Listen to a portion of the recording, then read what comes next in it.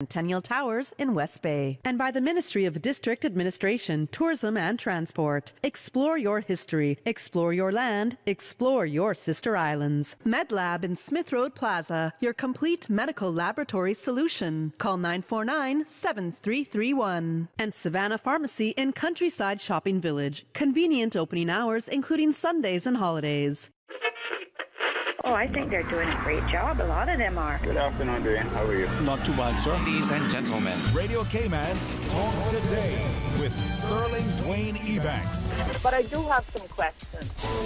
There are more questions than answers.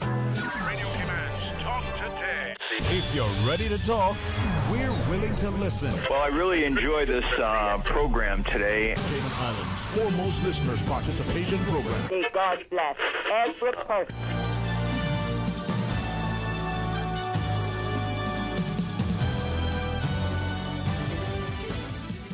Hey, good afternoon. Welcome. Thank you very much for joining us. You want to know what we have in store for you? Well, let's get to it. But first, here's something from Susan. Radio Cayman's Talk Today, the Cayman Islands' foremost listeners participation program. We ask our listeners to avoid statements or comments which are abusive, derogatory, malicious, or defamatory. Do not use any indecent language or make any statement which is false or misleading. Email talktoday@candw.ky or call 1-800-534-8255. Courtesy of Flow, Cayman's #1 network that connects you to your world like never before. Let your voice be heard. Once again, here's your host, Sterling Dwayne Ebanks.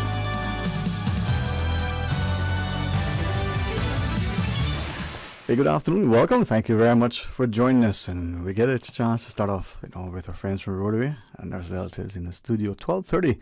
A former parliamentarian, Winston Conley, will be our guest. Well, Zelda, good afternoon. How are you today? Good afternoon, Sterling. I'm fine, thank you. It's good to see you. Thank you for dropping in with us. And I know you and all the service does, but Rotary through its education for health, and in particular the screenings are an invaluable resource for our community. So thanks to you, the physicians, all the volunteers. Thank you. All right. I know you got to get back to work, and I don't want to take any more of your time than you have allowed us to use. So as we partner and promote and hopefully encourage and invite the wider public to avail themselves, well, tell us about it. Well, Sterling, thank you for having me. Thanks to Radio Cayman for always being supportive of Rotary Central Cayman Islands. I am the chair of Rotary Central Cayman Islands Health Screening, have been since 2010, and this year will be no less than the others because we have been very successfully screened so many people and have identified so many persons who did not know that they had a chronic condition. This year, our health screening will be tomorrow, March 4th, Saturday, March 4th, between 10 a.m. and 2 p.m.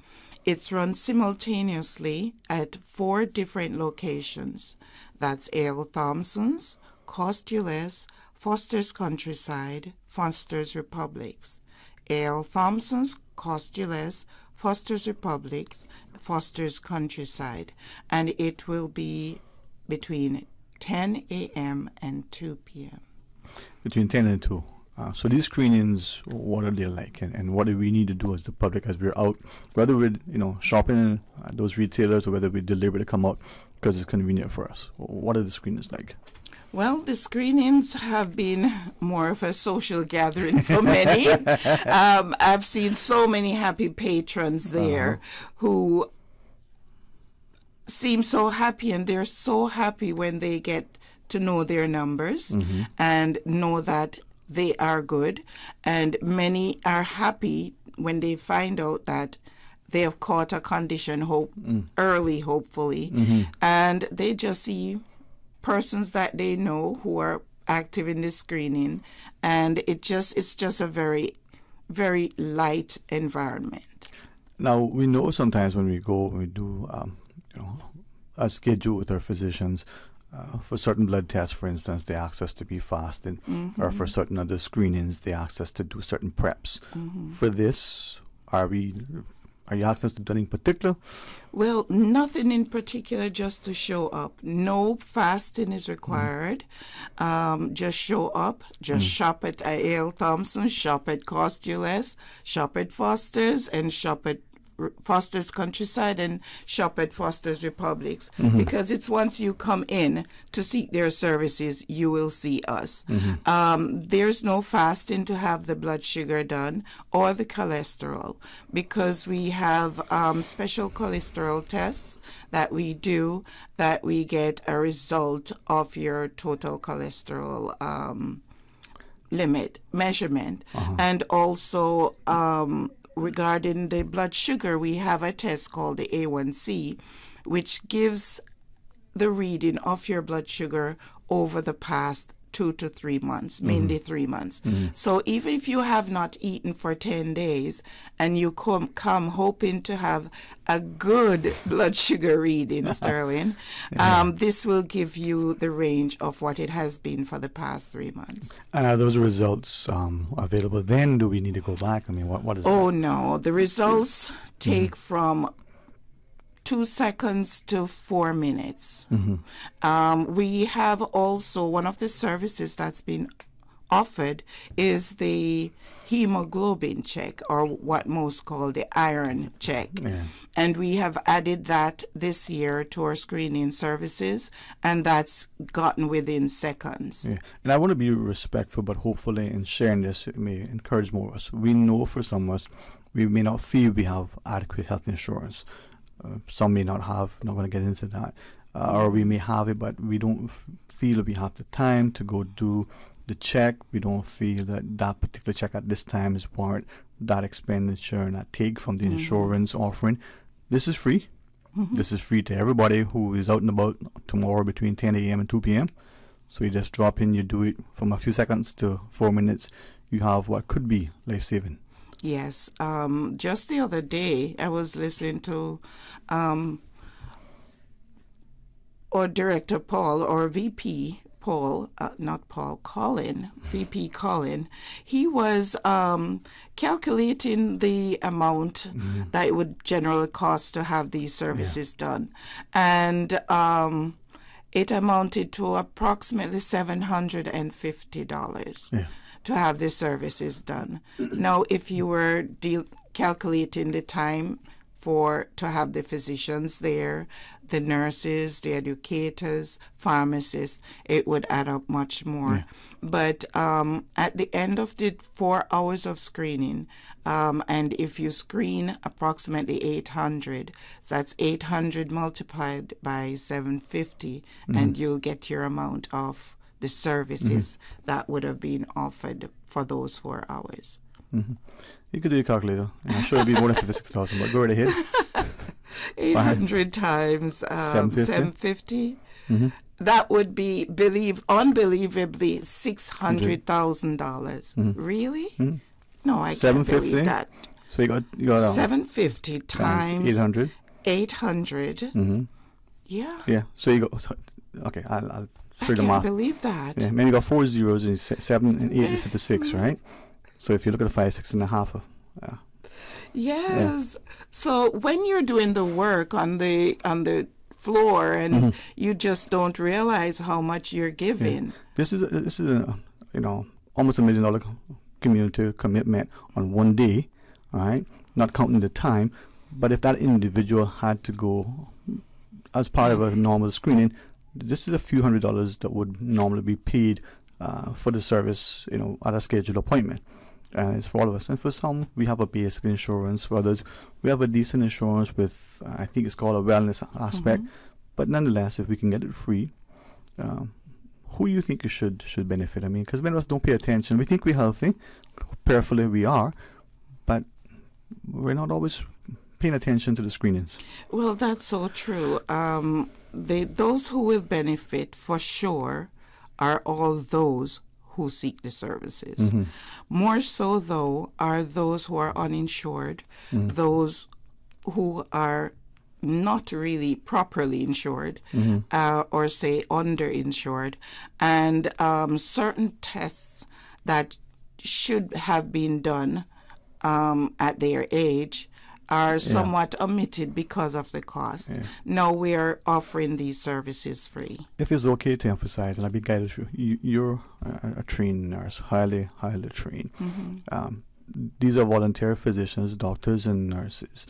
So the people who are doing this aren't, just good-hearted people. These are competent people that you would ordinarily see in their practices at the HSA or in private practice. So to the wider public, there's a confidence. They may be Rotarians, they may be, volunteering just because of their given nature with Rotary's efforts tomorrow. So for the public, we can have confidence that it's at these locations conveniently, but it's not something that is being done in a back alley by someone who doesn't know. No. These are people that we would recognize ordinarily. These are trained professionals, and thank you for bringing up that point. We have professionals coming from Health City. We have professionals coming from Doctors Hospital, from the HSA. And we also have professionals coming from private practices. We also have students, medical students, from the St. Matthew's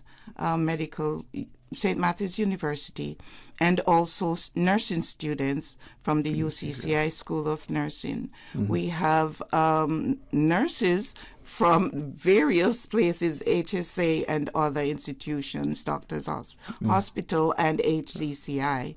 And we have persons from Cayman Heart Fund, and we have private persons also. So one thing I would like to add, and this is a very captivating addition, is that there will be a giant colon. You're going to have that tomorrow too. Oh gosh, it's going to be very entertaining. There will be a giant colon erected. It's about 10 feet high, 20 feet wide, and you can literally walk through this colon. It will be at A.L. Thompson in town, and a doctor will be there to answer questions, but you can see what it looks like in a colon if you're going to have a colonoscopy. You can also see a polyp, what it looks like, this first state of cancer starting in the colon. So please visit and have a look at this colon. I'm always inclined to try to make a joke because it helps me remember, but for this I think people need to see it first, and I know I saw it. I was using other displays. Very informative. It helps us to truly get a perspective of why looking after health in the colonoscopy for male and female is so crucial. But tomorrow, A1C for diabetes, A1C, now with the iron blood as well, and then cholesterol, we are doing also the regular blood test and the cholesterol with blood sugar test. We're doing the hemoglobin level, BMI calculation for your healthy weight, and you can speak with a nutritionist on site. I will take the opportunity, though, regarding the colon, to thank the Lions Club, because it's co-owned by HCCI and Lions Club, and I'm happy that they'll be coming to erecting the giant colon. Hey, thank you for that. That's that partnership I think that goes across the health providers, but as well the service clubs, from the fishing tournament way back when to now with health. So we all can benefit. As out to you, the Rotarians, and all the volunteers, the physicians, the nurses, and the medical staff. Thank you very much. Tomorrow, 10 a.m. to 2 p.m. 10 a.m. to 2 p.m. A.L. Thompson's Cost You Less, Foster's Countryside, and Foster's Republics. All right. Well, thanks very much. And as usual, if after the event, whether in person, whether it's you or whether it's a phone call, let us know, how it went. And I'm hopeful that everybody will remind somebody so that everybody can benefit from this truly wonderful undertaking. Thank you very much. Thank you so much for having us. All right. Thank you. Listen, this is why we work together to bring the community that much more, more informed relative to their health. Well, after the break, former parliamentarian Mr. Winston Conley will be our guest. Stay tuned for Talk Today. When you're craving something big, something tasty that gives you that lip-smacking satisfaction, something that hits the spot, there is nothing better than a footlong from Subway. It's pretty tasty. Filling and full of flavor. Try our new sweet onion steak teriyaki with a twist. Or the classic chicken teriyaki. Top it with green pepper, onions, cheese, and that sweet onion teriyaki sauce, all piled on your favorite artisanal bread. Satisfy that craving with a footlong from Subway. Fresh, delicious, tasty, meaty. Let's make it a meal with a drink, chips, and cookies. There is nothing better than a footlong from Subway. For medical lab services in Cayman, go straight to MedLab. Blood test, x-ray, and mammogram, all of that is MedLab. Affordable fees and friendly service, a full professional team. MedLab is always comfortable, MedLab is always clean. For medical lab services in Cayman, MedLab. Now, more than ever, supporting your immune system is crucial to helping your body fight off illnesses like the common cold, the flu, and COVID-19. At ValueMed Pharmacy on Walkers Road and in Boddentown, we carry all the essential vitamins and minerals to help support your immune system and improve your overall health. Some of our top immunity support picks are vitamin C, vitamin D, zinc, elderberry, and quercetin, or the popular 7-in-1 immunity support. Our pharmacists are always on hand to help guide you and answer any questions. Visit ValueMed Pharmacy on Walkers Road or Boddentown. Live happy, live healthy with ValueMed Pharmacy.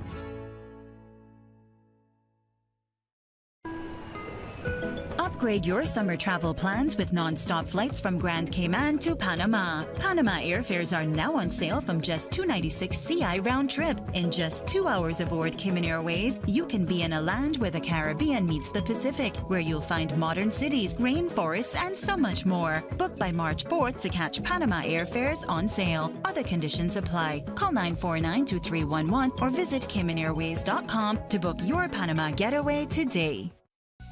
At Doctors Hospital, we know life happens, and usually when you least expect it. So when unexpected medical issues arise, you need quality care close to home. Located in the heart of Georgetown, our accomplished team of physicians and medical staff treat minor urgent conditions such as migraines, chest and abdominal pain, shortness of breath, burns, broken bones, open wounds, and more. 24 hours, 7 days a week with no appointment necessary. Peace of mind is important when life happens. At Doctors Hospital, we're always here just for you. Need to speak to someone? Call 949-6066. I've got some beautiful clothes. I know just where they go. Puritan Cleaners. Puritan Cleaners, now using the most popular and eco-friendly cleaning solvents. 2 convenient locations to serve you: Savannah Countryside and Eastern Avenue, Georgetown. Drive-through, rain or shine, free pickup and delivery services available. Call Puritan Cleaners, 949-7104. Also ask about our in-house discounts. Puritan Cleaners, you feel good when you look good. Puritan Cleaners, 949-7104. That's 949-7104. Talk today. But I do have some questions. Talk today. Cayman Islands' foremost listeners participation program. Talk today. Because there are more questions than answers. What the public is saying. Waiting to take your calls right now. Sterling Dwayne Ebanks.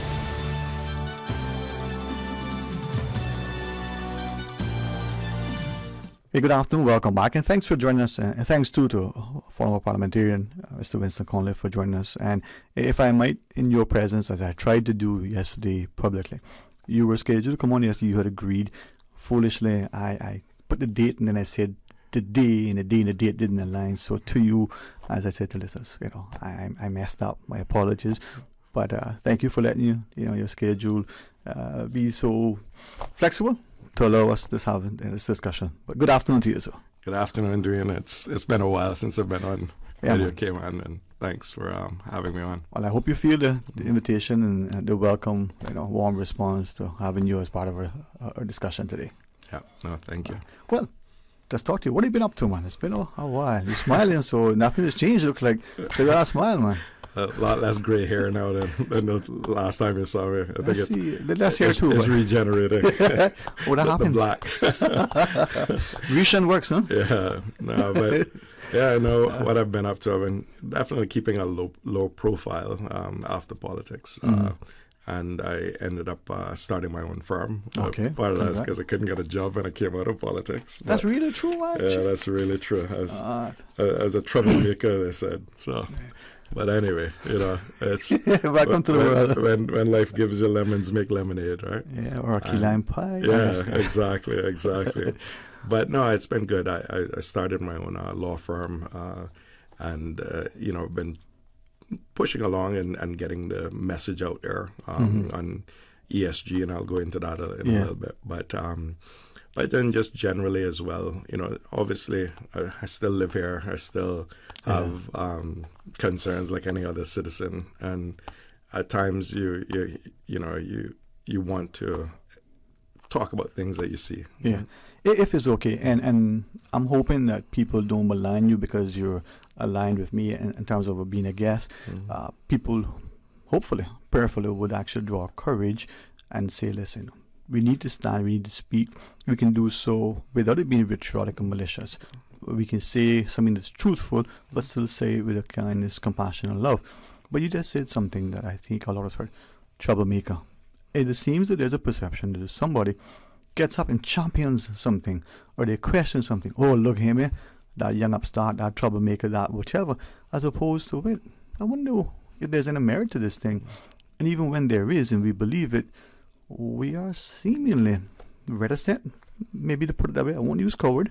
My friends kind of increasingly use that word, but we're a little bit tentative in what we say. I wonder why. Yeah, I think the ramifications are there, and I guess I had the luxury of being able to do my own thing and use my experience and my credentials to start off. But not everybody has that same ability. And, so I can understand where people are reticent to speak out and to, state their points because they feel that they're going to get blacklisted or, put in a corner or labeled, right? And it's hard to get away from that, And in a democratic society, a Christian society, all these things that we push out there, we should be able to, like you said, if it's constructive, we should be able to say it. If it's not done with malice, we should be able to say it and not, have the kind of vitriol that comes back sometimes with that. I look to my parents and I'll be careful because I don't believe we should necessarily, we subscribe keep it in the family. There is a time and place to keep things within the group. Who needs to know, right? People may take me to task for that, but how it is. But when we have aging parents and we all, thankfully, we're blessed to have them with us, we understand, we draw alongside. But I looked up to my parents, my mother in particular, and she always would say, drop in the hole frightened. And you stand your ground, you speak, straight talk, bring no follow. Like I hear every day her words, only to realize that that's not the case. you say something straight up. It's honest. You're not malicious. You're not trying to be offensive. But boy, it cuts a nerve. And I mean, even the scriptures have words about the truth and the like. A former parliamentarian, like many have always said what you said. Boy, after politics, you're out of the game. You're out of a job. You better know how you can paddle your own catboat. Yeah. Sad.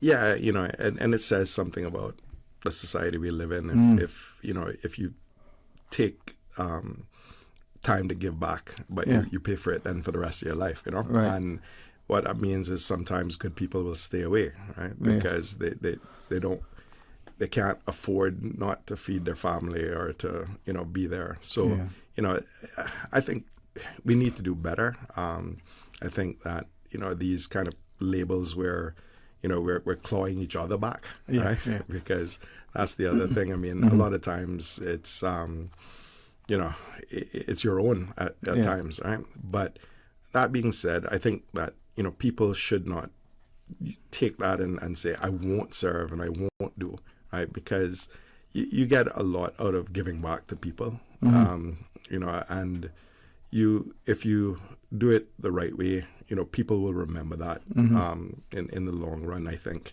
Yeah. And, I see a lot of people that are grateful for someone else having a voice for them because they can't speak for themselves. And as a representative, I think, that was what I try to do, in that, you have a voice, you have a platform, and that some people can't afford the ramifications, and they've elected you to speak for them, Yeah.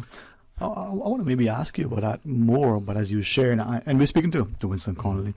Listen for a bit. The phone lines are open. You can ask a question, get into discussion. But we're going to talk about a couple of things, and maybe as excuse me, as a quick of a preview, that bill is, I still call it law, not there yet with the act. Partly because, and I don't mean to offend anybody, but we're not an independent nation. We don't have a parliament, but we'll get into that. Maybe you can guide me in terms of the political as well as the constitutional implications, but it's just me, right? Yeah. But we'll come to that in a minute. Three things immediately jump to mind. The words of Burke: evil prevails when good men do nothing, right? If there is safety in numbers, if there is a democracy, if there's more us than them that are the despots and the whatever we call, then a democracy should provide the venue for the masses to say, well, we're not going to accept the littering. We're not going to allow you to litter out of place. We not only want enforcement and better laws, but we're going to go out and clean it up and keep it clean. And we're going to say to you, okay, don't do that, because this is the now conscious social ethos. But it seems that that's not the case. The masses are subdued. Evil prevails when good men do nothing. No, Dwayne, I couldn't agree with you more. And, I think that the one thing that I would have liked us Caymanians to grasp is that there is strength in numbers, right? And the more of us that stand together, the more that you can't be moved. Yeah. And I again, I didn't come on to be political per se. No, and, this is a social commentary. Yeah. How about that? Absolutely, Yeah. absolutely. But you see some things, and you think that whoever's making the decisions need to start basically looking for future generations and how to preserve for them, right? And when you're making these decisions today, it's not only for the next 4 years, etc. It should be for the next few generations, because if you really track, how Cayman is going, there are a lot of, let's say, multi-generational Caymanians that are being left by the wayside. Yeah. And that in itself is an indictment in terms of society, right? I'm not, like I said, it's not politics, but from a societal standpoint, for a place that creates so much wealth for so many people, if our people aren't being carried with that wave, then that's an indictment. I mean, and in saying that, the other thing I want to share at the outset, not because I said it long ago, and I didn't say it because it was my saying, I said it because students at that time, I had not only started hosting this show, and again, this is not political, but I will not shy away from it, and with the greatest of respect to anybody who challenges and not able to convince me, then I can stand by it. The pillars in the society, and in this one in particular, not financial services, not tourism or hospitality, or if we had manufacturing, mining, diamonds, oil, none of that. Simple, strong, robust health system, equally strong, robust education system. Without that, what's the point of the populace not healthy and educated? We can't benefit from those resources, right? Students were talking about where's their future, not because they're siblings, sometimes their parents, but they see the example. They're young, they're ambitious, they're intelligent.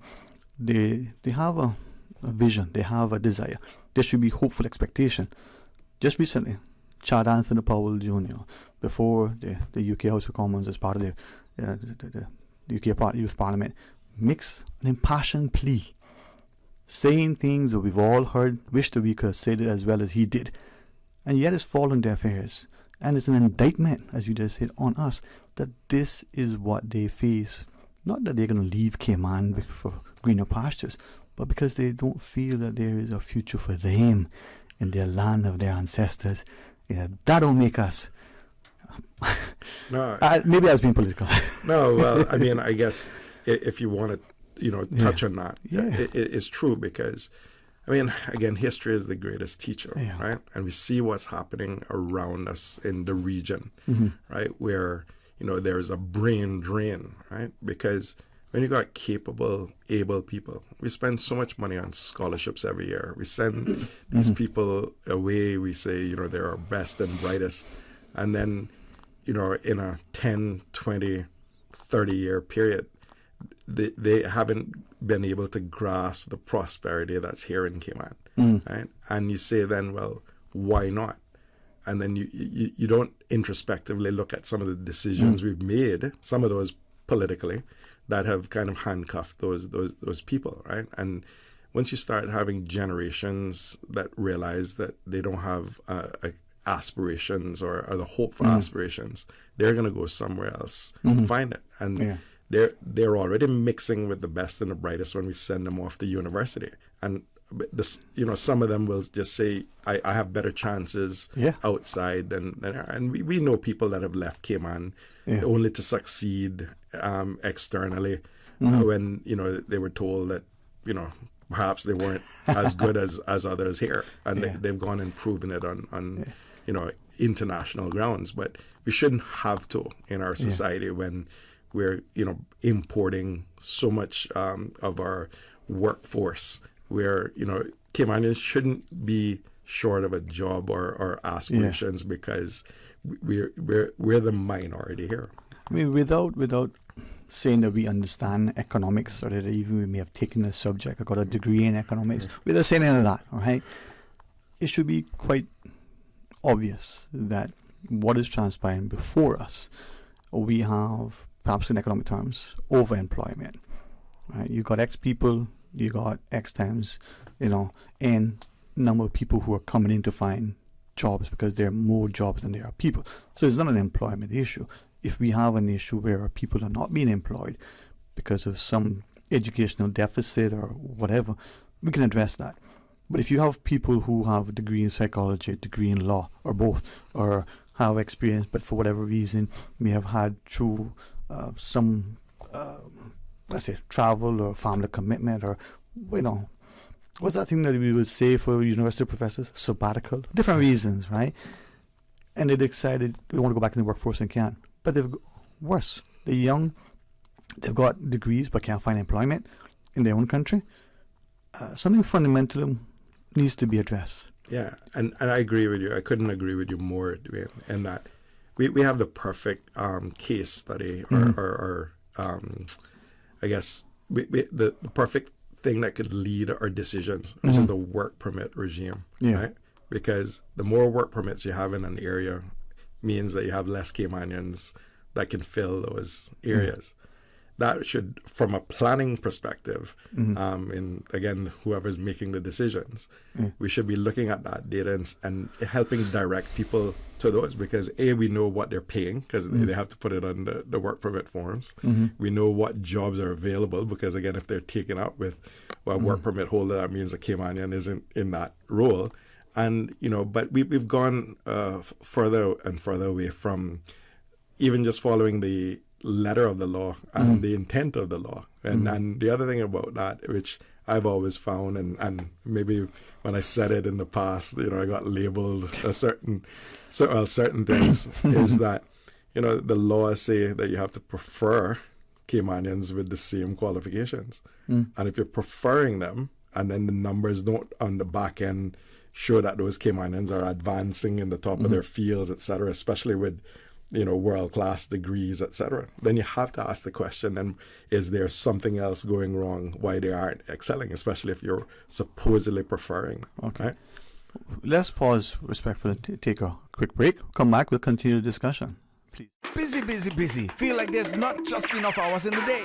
Savannah Pharmacy, service to make your life easier. Now you can WhatsApp your prescription order to 929-5045. And pickup is just around the corner with everything your family needs and convenient opening hours including Sundays and holidays. WhatsApp your prescription order to 929-5045. Savannah Pharmacy, wholesome values with modern conveniences. For medical medical lab services in Cayman, go straight to MedLab. For a full range of medical services, pleasant, clean and comfortable environment, no long lines and affordable fees, visit MedLab at the Smith Road Plaza. Open Monday to Friday, 8:30 a.m. to 5 p.m. and half day on Saturdays. Call 949-7331 to make your appointments. For medical lab services in Cayman, MedLab. Upgrade your summer travel plans with non-stop flights from Grand Cayman to Panama. Panama airfares now on sale from just $296 CI round trip.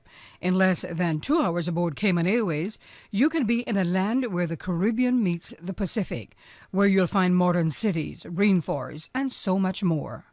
Book by tomorrow, March 4th, to catch Panama airfares on sale. Other conditions apply.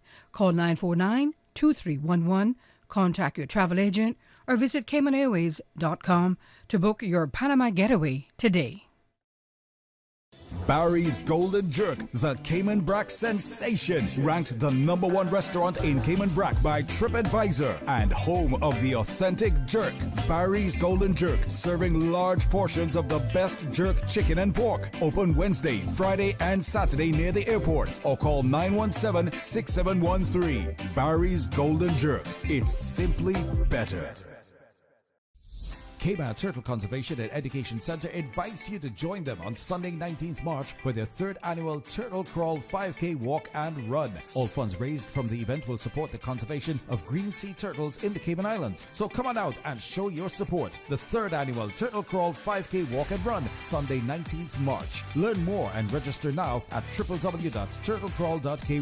Proudly sponsored by CUC, Cayman National, Walkers, Rotary Central, Advanced Fire Services, Gatorade, and Radio Cayman.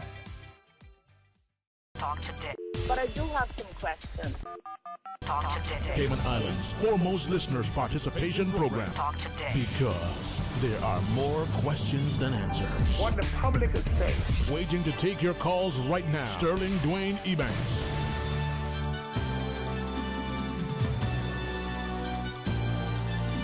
Hey, good afternoon and welcome back. And as we have a wonderful discussion today, with former parliamentarian, is it okay to call you, Mr. Winston? The former. Former.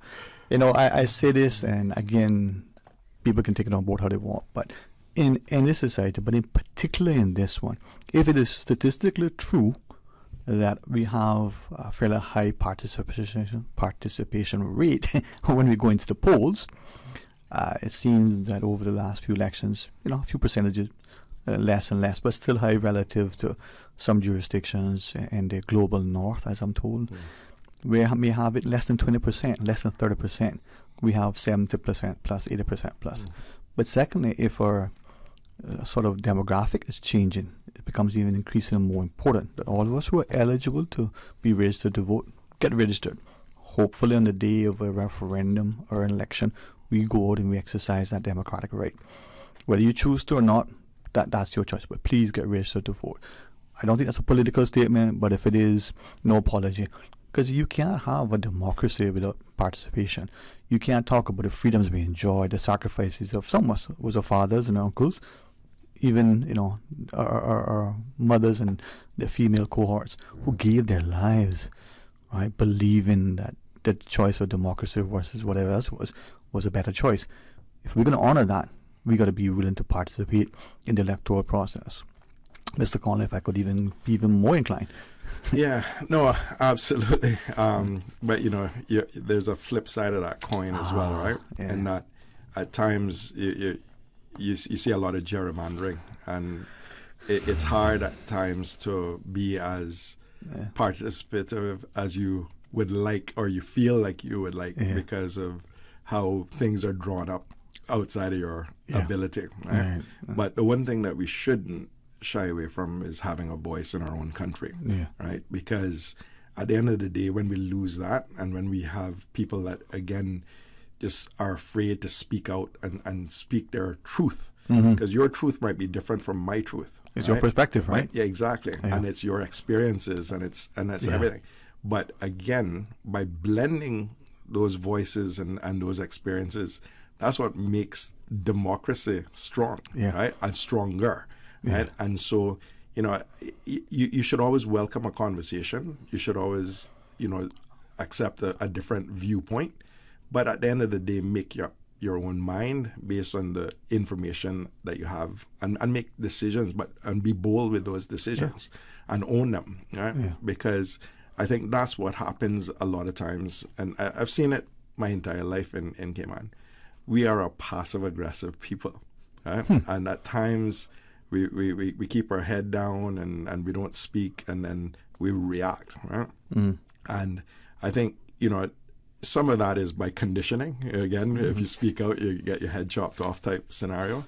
But the other bit is that, at times we've been taught that, you're not as educated as, you're not as, smart as. And again, that's perspective, because I would dare say that we come from a rich heritage of people that might not have had what people call book sense, but they had good old common sense, and they had world experiences. Again, the people 50 years ago, 75 years ago, 100 years ago did more traveling than the average Caymanian now, right? Because they were circumnavigating the globe. They were seeing things that you would never have seen in such a small place. And if you look at some of those people, those are the ones that came back with the ideas, not because they were necessarily smarter than the rest, but they had experience, and then they came back and lent it to everybody else, right? And that's my thing in even education, right? Education is relative, right? Because there are things that you can do that I could never do. There are things I can do that you could never do. And I always say that as well. Again, education doesn't mean book smart, right? And we need to kind of look at our people as a whole, and push their strengths and laud their strengths, and push them forward. Because again, if we're importing 2/3 of our labor force, right, we have so much growth and so much ability to grow our people to take advantage of these vocations, and again, everything from skill to unskill. Everybody has a talent that we can tap into, and once we look at our people and we want them to prosper, and we put in place the mechanisms for them to prosper, but we also track it, right? Because sometimes we forget that it's when, especially I mentioned scholarships before. What are those? Where are those scholarship students 10, 15, 20 years on in their chosen vocation? Is it all of a sudden they were our best and brightest, and they went off to university, and then they lost the ability to compete and grow, etc.? And I mean, at the same time, it's two sides of the coin. Caymanians have to realize too that Cayman is an awesome place in terms of opportunities, and there's still a lot of opportunities. And if you're not getting the opportunities, say in your chosen profession, that's where politics and democracy and things should work out, in that you should be able to say that, to talk about why you're not advancing and how you're not getting there. And I mean, any mature society will have to start looking at things like statistics and where their people are in terms of GDP and take-home salary given their chosen professions, and really looking at how certain people in the society aren't rising with the economic tides that we have, because you see it at times where people can come for 10, 15 years and it's changed their family's life financially forever. And at the same time, you don't see that rate happening for those that were here before, And so, but that being said, it's not as cut and dried as that, but we still need to be conscious of those things and ask those questions, because at the end of the day as well, when the bottom drops out, it's the multi-generational ones that are going to be here and holding the bag. And if they haven't been able to excel in their chosen field, then we shouldn't rest on our laurels and think that we couldn't go back to the days where people have to leave to make a living. When we come back from our news break, let's continue the discussion. Number of things to maybe pursue. All right, stay tuned for Talk Today. Today's biggest news. Radio K-Man, your voice, your choice. Local, regional, international. This is Headlines from Radio K-Man's newsroom. Today's biggest news. The headline news is brought to you by Health Services Authority. Following an open competition chaired by His Excellency Governor Martin Roper and Commander Robert Scotland of the Cayman Islands Coast Guard, Colonel Roger Carter from the Trinidad and Tobago Defence Force has been appointed the commanding officer of the Cayman Islands Regiment. He succeeds Lieutenant Colonel Simon Watson. Colonel Carter will assume the position next month. In international news, Alex Murdaugh's family long dominated the legal scene in his small South Carolina country, but for the past 6 weeks, Murdaugh was on the other side of the courtroom standing trial on murder charges in the shootings of his wife and son. He was convicted on Thursday and sentenced to life in prison the next morning. More than 75 witnesses were called and about 800 photographs, reports and exhibits were presented as evidence. Jurors visited the crime scene Wednesday before the prosecution and defense gave closing arguments over parts of 2 days. King Charles III will travel to France and Germany for his first state visits since becoming monarch, Buckingham Palace said Friday, underscoring Britain's efforts to build bridges with its European neighbours following years of strained relations caused by Brexit. Charles and Camilla, the Queen Consort, are set to visit the European Union's two biggest countries, March 26th through the 31st, hosted by Germany and France's presidents, the palace announced. And new evidence has been published as part of the inquiry that will determine whether or not former British Prime Minister Boris Johnson misled Parliament over his conduct during the so-called Partygate scandal. The new information suggests that people advising Johnson were aware that the gatherings taking place in Downing Street during COVID lockdowns were breaching the UK government's own guidelines and points to a culture of drinking inside Downing Street at the time. Last year, the Metropolitan Police issued Johnson with a fine for attending one of the gatherings, making him the first sitting UK Prime Minister to be found guilty of breaking the law. Those are your latest headlines. I'm Shana Gallego. For the latest in news and information, follow Radio K-Man on social media, Facebook, Instagram, Twitter. Download the Radio K-Man app or log on to our website, radiokman.gov.ky. The headline news are brought to you by Health Services Authority. When you have a sports or fitness-related injury, trust the expertise of the HSA Sports and Exercise Medicine Clinic to get you back in the game.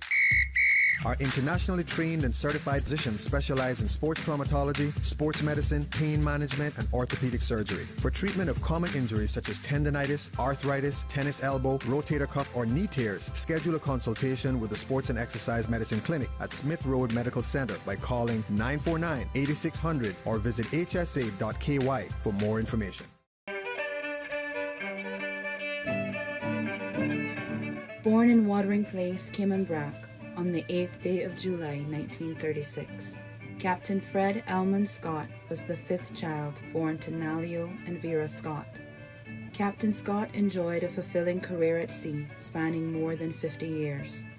He was ahead of his time, employing his mathematical and computer skills to create payroll software, depth charts of Georgetown Harbor, and his pride and joy was his weather program that could detect when a storm formed anywhere in the world and was able to track and forecast its path. He had 6 children and was married for 52 years to Bernadette Silva, whom he met during his tenure in Brazil. In 1954, when Her late Majesty Queen Elizabeth II visited, Captain Scott had the distinct honor shaking the Queen's hand and piloting the Royal Yacht Britannia and anchored it in the Georgetown Harbor. Captain Scott was a humble man who liked his khaki suit and cap and loved to share his knowledge with those who crossed his path. He was honored at the National Heroes Day, acknowledging the seafaring heritage of these islands.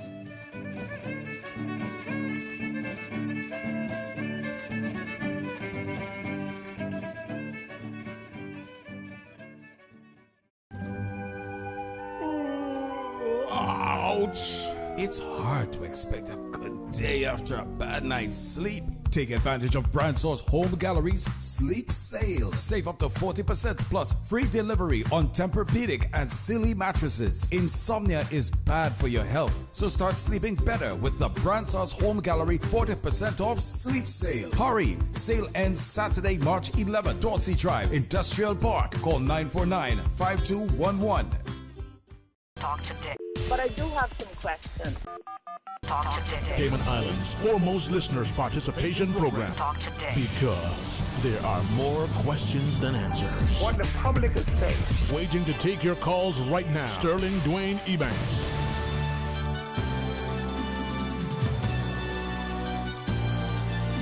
Hey, good afternoon, welcome back, and thanks to Winston Conley for sitting and joining with us. And I'm hoping that through our discussion today, that for whatever transpires, people may reflect on the political and the social landscape in our country with a view, and if this is naive and misguided, I'll certainly take on board any guidance, but with a view that we draw alongside, find ways to find that safety and strength in numbers to unify.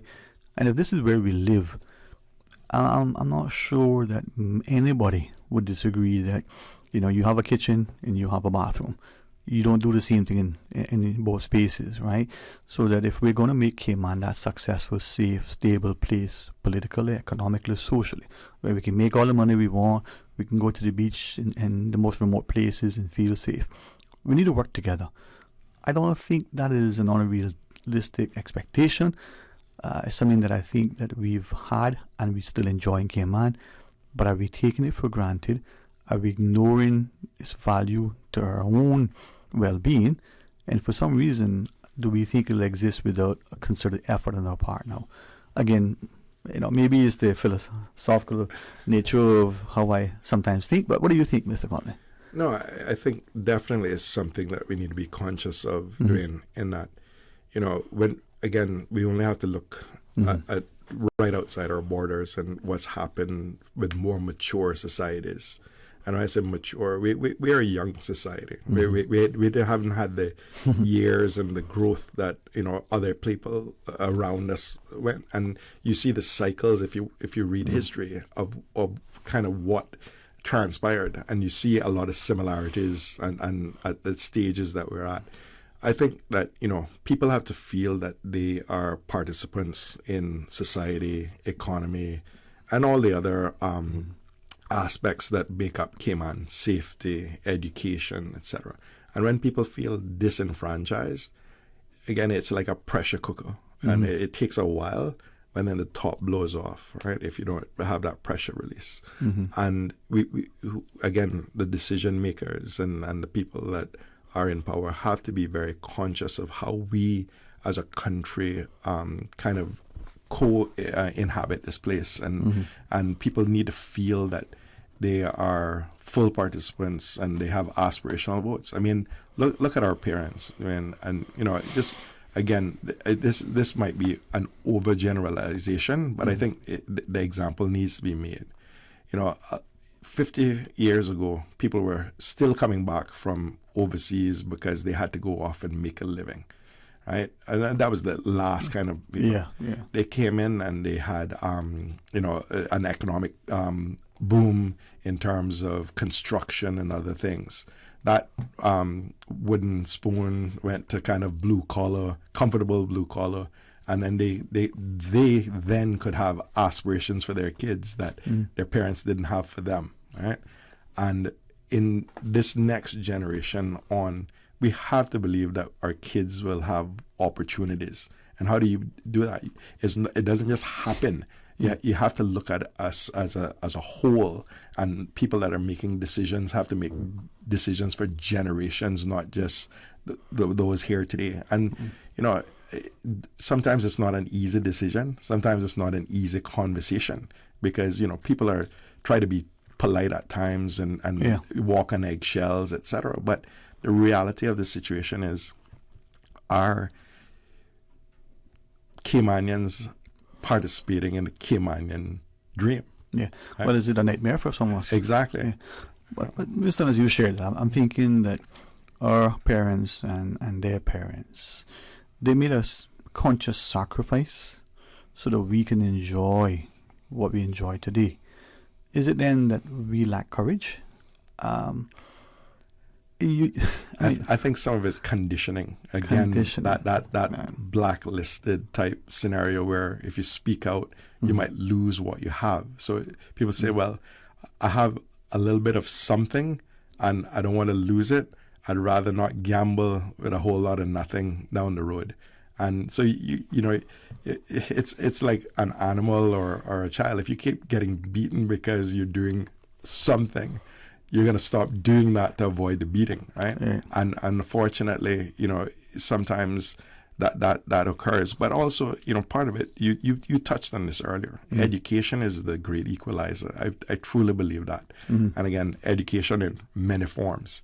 And I think that we need to reinstate the pride that we had as Caymanians in that, we come from a proud, seafaring, but let's not forget the women that were left here and running the country. We just come from a proud heritage, right? Yeah. And I think that sometimes that pride has kind of gotten a little bit stained over times, and we almost, you don't want to say and shout from the mountaintop that you're Caymanian anymore. You want to be more blended or more homogenous, but at the same time, we have to be, we have to realize that our forefathers and mothers did a lot of sacrifice so that we could get ahead, and we need to pay that forward for the next generation, and that means we need sometimes to take some stands, Mm. But as I listened to that pride that we had, and I said had because I hope you still have it. You're right. There was a resolve and a resilience in us. It was evident after Ivan. We see it in many cases. But take me for instance, right? Just as an example, very consciously, on air. There's no question that I'm from Cayman. No, I have to be conscious. Just like when I worked, way back when in a different sector, that before there were internet and the like, in emails, you on the phone, giving your clients instructions, taking instructions from your clients. You need to speak that they can understand you. Didn't mean you had to put an accent. Didn't mean you had to change your dialect and the like. But we were ashamed of that. We equate intellect with some accent. How do we restore that pride? And I'm not talking about this mocking tone that we give sometimes, but I'm talking about celebrating the colloquialisms, the little antics that make us unique. We all have friends from across the globe. Nothing better than hearing them speak the way they speak when they're with their family. But we don't seem to have that pride in ourselves, my friend. Yeah, I can tell you a true story. Right? Don't lie to me, man. Okay. It was my first trip overseas representing a firm that I work for. And prior to that, you didn't have the opportunity to go and market. And sometimes it was said it was because people didn't understand you, etc. Right? You'd hear this kind of by the water cooler. Mm-hmm. And the first time I went, somebody said, "I'm going to give you some constructive criticism. You need to say Cayman because that's what they're used to."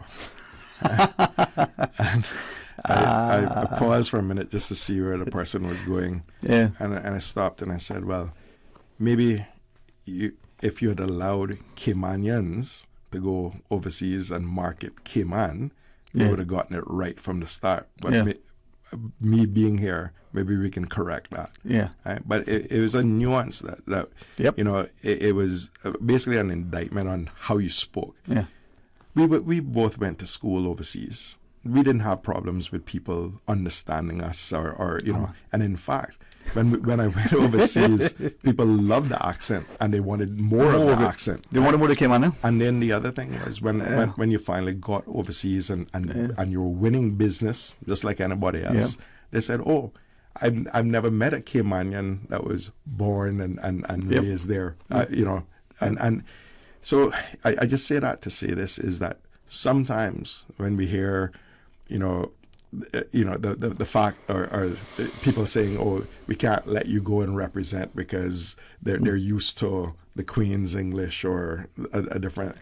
We can't, it's subconsciously people then start trying to mimic what they are, and you shouldn't, because I think that you're more authentic that way. That can only be me. Exactly, and at the end of the day, none of that really matters if you know what you're talking about. You can convey that sentiment and you can be understood. And I think that we should own our Cayman dialect and everything else, because it is something that actually people want and want to hear once you get there. Yeah, but the thing is, right, if in Cayman you can be Caymanian, kind of doesn't make much sense to be... Well, again, that goes to the point, right, in that is an indictment on our society if we have to be something that we're not to try to advance, because then, again, who's setting the rules and who's setting the tone, right? But touching on the exposure as well. I talked about our forefathers and mothers having more exposure. Some of that exposure will create more pride and more resilience, and also in terms of knowing what you don't know, right? And that in itself is a great equalizer, because you realize that the world is a small place in reality, and people aren't that different from each other, and that, at the end of the day, people appreciate differences in colors and tone and language and all those things, and that in itself should be celebrated and not pushed to the back, and you need to say Cayman instead of Cayman because that's what they're used to. We're more alike than we are different, right? Absolutely. For those of us who enjoy food, a potluck, a brunch, whatever you want to call it, is beautiful, a buffet, because there's a variety. You can select different things. We need to focus on the things that unify us. Winston, we do have another call online. Let's go to the phones. Winston Conley is our guest. Hey, good afternoon. Thank you for calling. Good afternoon, Dwayne. KB, what's happening, man? How are you today? Okay, and good afternoon to you guys too. Mr. Good afternoon. How are you doing? Okay. Well, we have over 700 students graduating every year in Cayman Islands. So the government needs to think about that before they start granting permits in the way that they are. And I heard you speaking about our forefathers and the way that they operated and what they did majority of the time that was right. The differences between them and those who represent us today is that our forefathers were God-fearing individuals, and no matter what, they were going to do what was right. And I have a question for you, Winston. What was your main reason for not running for election again? Yeah, I'll tell you, it was because of the family at the time. And the truth was, what was happening at the time was I was kind of being singled out in terms of a lot of flack, right? Because of the things that I was saying. And, when it would get back to my wife and my kids, it was causing a lot of stress at home and to them. And I just said, here I am trying to save the world, and I might end up losing my family because they're just not comfortable in what's coming back on the other side. And I just said, it's not fair to them for me to carry out my kind of, role and personal agenda, meaning in the forefront of politics. And I said, I'm going to try to see if I can do it on the other side and get back to being a bit more anonymous versus kind of being out front where you're taking your licks. And part of that was the bits with, you'll never work again, and your husband's an idiot, or your father's an idiot, that sort of stuff. And it was just wearing on the family. And I just, we sat down and we talked about it, and said at the time, my wife said at the time, I don't know if I can last another 4 years of this. And I had to take that into consideration, bro. All right. Okay, well, that's understandable. I was never a politician, but I had someone in my family who was a politician. And because of that, people became my enemies for no good reason. Yeah, when your 3-year-old goes to school and you hear that your father's an idiot, you know, and you're getting it from another 3-year-old, you know that there's a conversation going on at home where they're picking that up, you know, and to put your kids through that when it's not their choice, so to speak, that weighs on you as well, you know. And, you know, so people get branded and get labeled and you take it. And if I were a single man at the time, I would still be there, right? But, you know, you also have to take, you know, other people's well-being and feelings into consideration. As the caller say, man, quite understandable. Winston, we have another. Hey, welcome, good afternoon. Thanks for calling. Hi, good afternoon. Afternoon. How are you today, sir? I'm great. How are you? All right. Thank you for listening and thank you for calling. Yeah.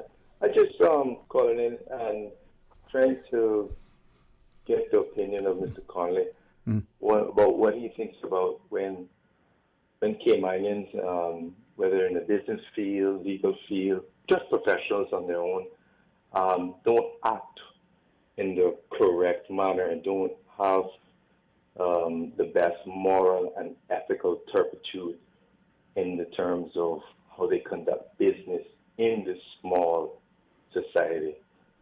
We set a bar and we're critical of everyone else, but it gets back to the same crabs in a barrel scenario when we don't set the example and do the right thing when it comes to general commerce and business, just general professionalism. Right. How can we ensure that Caymanians encourage each other to do the right thing to the best of their ability all the time, whether it's just paying a bill or being courteous and responding to communications in a professional manner, you know, just overall representing the Cayman kind that we talk about in tourism, but that should also carry over into the other realms of our economy and society. All right, thanks, man. What is his opinion of that? All right. Well, I'll leave it to, but as I listen to you, I'm thinking sometimes, Mr. Conley, that often my friends in marketing talk about marketing hooks. I don't like hooks because they jug you and sometimes the fish don't, right? But I'm wondering if we are getting caught up in semantics and we're using labels that do us a disservice. There is a kindness that is Cayman, is, you know, for us, just innate, but maybe it's being used, as someone suggested, against us.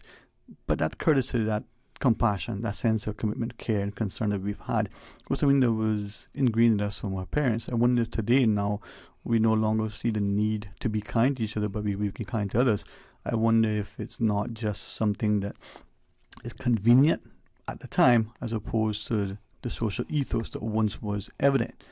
As we go to the other caller, perhaps, you know, if you wish to say, we'll take the caller. Yeah, sure, we can take the other caller. Hey, good afternoon, welcome, thanks for calling. Good afternoon. Good afternoon, ma'am. How are you? Oh, I'm very great. How are you? Good, man. I hope that, well, you know, good afternoon. And good afternoon to you, Winston. Good afternoon. How are you? I am very, very grateful. I had the privilege of completing another circle around the sun and the moon yesterday. Excellent. So what more could a 28-year-old ask for? Okay, well, when you get 29, you come call me, okay? Oh, I'm going to be stuck on 28, okay? Jeez, there goes my dreams. Okay. Vincent, let me say, it's a pleasure to hear you on. And I'm sorry I didn't catch it from the beginning. But I tuned in long enough, you know, to hear what you're talking about. And I hope that Dwayne don't cut me off and cut me short. Well, I've never and I won't. Okay? All right. Otherwise I'll ride my donkey down there. Well, I'll tell you what, I'll send a car for you instead. But anyway, Vincent, I'm really, really happy to hear you pick up where you left off, you know, meaning when you were a representative. You're someone that I didn't know personally. I know your family and so on. And to be honest, when you were running, I wasn't sure, you know, because I didn't know. But you grew on me. And I told you this already publicly. You earned my respect. Thank you. Admire you very much. I admire what you stand for, you know, because I love people with principles and morals and, you know, people who know how to prioritize. And but I want to go back to something that was said a little earlier. And You know, I think one of the biggest problems that we have in Cayman is, well, first of all, the problem we have in Cayman right now is that we are outnumbered, okay?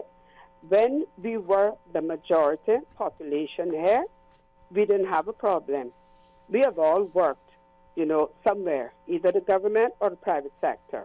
I have always worked in the private sector. I've never worked for the government.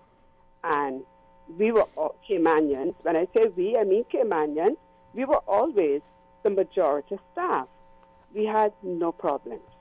You know, on the odd occasion, you would run into someone, and I must say this, I had this experience in school as well, where, you know, people coming from somewhere else across the pond, and they'd listen to us speak, and they would mock us and say, oh, you don't pronounce that word like that. That's not how it's pronounced, you know. And then you had some of them who were bright enough to even say to us that, you know, the way we spoke sounded stupid and that our culture was stupid, okay? And as you, the only way I can equate this is like an apartheid thing, you know, where a minority is taking control and changing everything. And it happened gradually. And as they say, there's strength in numbers. And the problem is here now, because we are no longer the numbers. We are now the minority. And that mind control is what's playing out today. And Caymanians are afraid to get up and speak up and fight for their country, fight for their little corner of the world. They are allowing everyone to come here and dictate what should be. The other thing that I keep noticing play out, as you rightly said, some are afraid to speak out. As I say, when people attack you for speaking out, it means you're saying the right thing or you're doing the right thing. And of course, their aim then is to chop you off at the knees. But you know what? You can still walk on your stumps. And that don't mean that you have to lay down and play dead and make people step on top of you. And until we realize that even as the minority, if we join together, we are numbers and there is strength, and we can do this together. One person can't do it, but we can do it together. I don't know when that is going to be realized, but those of us who know it, we are now an aging population. So let us hope that our younger ones are realizing that unless they plan to migrate, they have to get up and fight for Cayman. I hate to hear this thing about comparing us to Canada and this where and the next where. No, no, no. We are a 2x4 island in the Caribbean. We cannot accommodate the entire world. We are not being mean to anyone. We just don't have the land mass to accommodate everyone. Let us make Cayman for Caymanians. That is the way it is everywhere else. And they're not being brought up on any kind of human rights charges of discrimination and whatever else they want attached to it. It has to be Cayman for Caymanians and Caymanians first. You cannot continue to use the excuse that the Caymanians aren't educated or they don't have the experience. We see how that's playing out. This has to stop. Mm-hmm. We don't need all of this foreign labor that is here. And I have said it. I will keep saying it. I am not popular anywhere either. You know why?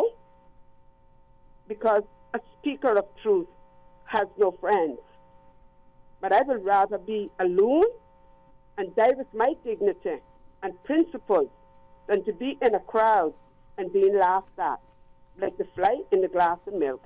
And I thank you so much for your time and for allowing me to say what I wanted to say. I could say a lot more, but we have to stop at some point. So have a good afternoon and good weekend, and please be safe. Yeah, you too, and thanks for that. But, you know, again, we have these conversations by the water cooler. We have them when we're at family gatherings. We have these things where people feel a bit disenfranchised, right? And if that many people feel it, then there must be some truth to it. The problem is, like she said, if you go out and you're out on a limb by yourself, that limb can be chopped off and you're going to be left, one person down and everybody else looking. Mm-hmm. But, I've always said this, Dwayne. People can come here and excel, but they can't do it by stepping on the throats and necks of Caymanians to get there. Shouldn't get hit at someone's expense, huh? And all of us should be rising with the same economic wave. I truly believe that. And again, when we look at how we're set up as a society, the people that are making those decisions and are in charge, they have a responsibility to ensure that these types of I wouldn't go as far as to call it racist, but there are certain themes that are racist in it, in that if you're being told that you don't speak a certain way, even if you have the same education, who's deciding that? Why can't I say you're not speaking the right way because you're in my country? But so I don't want to go, fair enough, that far. But what I'm saying is that we have to realize that the differences are actually what makes us stronger, and that if you're coming into someone's country, there is a certain assimilation and respect for the people that are here before that needs to occur. You can't have two separate societies. And again, I joke sometimes that I'm going to write this book about, the stupidity of politics and the people that keep electing them. But sometimes political decisions have far-reaching ramifications that are good politics in the day that they were made, but really bad for society and Caymanians for the long haul. Yeah, and all I'm trying to say there is that when we have that power, that awesome power where somebody's elected you to represent them, you have to represent them before you represent yourself. Yeah. As we go into the break, a good friend sent this. So truth does not mind being questioned. A lie does not like being challenged. Let's go to the break. A caring and community spirit, cherished family and cultural values. These are some of the things that still embodies the Caymanian way of life in the Eastern Districts today. Savannah Pharmacy, your neighborhood pharmacy, located in Countryside Shopping Village, is delighted to offer products and services of real value. Whether it's catering to your family's medical needs or carrying apparel, gifts, and beauty products, Savannah Pharmacy provides you with more than just prescriptions. Remember, they're always just around the corner with everything your family needs and convenient opening hours, including Sundays and holidays. Savannah Pharmacy. For more information, call 946-3336. They say variety is the spice of life. And that's why at Subway, we're introducing the new Boneless Hot Sub. Say what? The premium sub brings new ingredients like spicy breaded boneless chicken, French's crispy fried onions, and buffalo wing sauce, bringing a zesty and flavorful experience with every bite. Add some of your favorite veggies, cheese, and ranch sauce of your choice of freshly baked bread for the ultimate boneless hot sub. For a little spice in your life, try the new boneless hot sub from Subway. So good and tasty. And make it a meal with a drink and chips or cookies. Subway. Eat fresh. For medical lab services in Cayman, go straight to MedLab. For a full range of medical services, pleasant, clean and comfortable environment, no long lines and affordable fees, visit MedLab at the Smith Road Plaza. Open Monday to Friday, 8:30 a.m. to 5 p.m. and half day on Saturdays. Call 949-7331 to make your appointment. For medical lab services in Cayman, MedLab.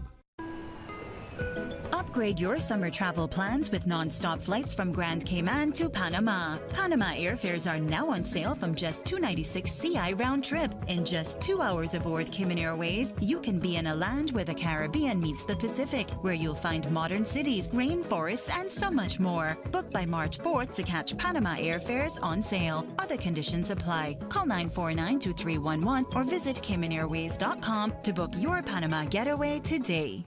It's all about humanity. It will be Saturday, March 4th, the 11th annual Rotary Central Health Check, the almost island-wide Rotary Health Screening. See us at Foster's Republic's West Bay, cost you less at Governor Square, West Bay Road, A.L. Thompson's Georgetown, Foster's at Countryside in Savannah, Bordentown, from 10 a.m. through 2 p.m. Take advantage of a free mini medical, a physician's check on your blood pressure, your A1C, your cholesterol, your blood sugar, your healthy weight evaluation, and more. The 11th Annual Rotary Central Health Check in conjunction with the Health Services Authority. Saturday, March 4. Save this date that could save your life. Rotary, all the good you imagine. Talk today. But I do have some questions. Talk today. Cayman Islands' foremost listeners participation program. Talk today. Because there are more questions than answers. What the public is saying. Waiting to take your calls right now. Sterling Dwayne Ebanks.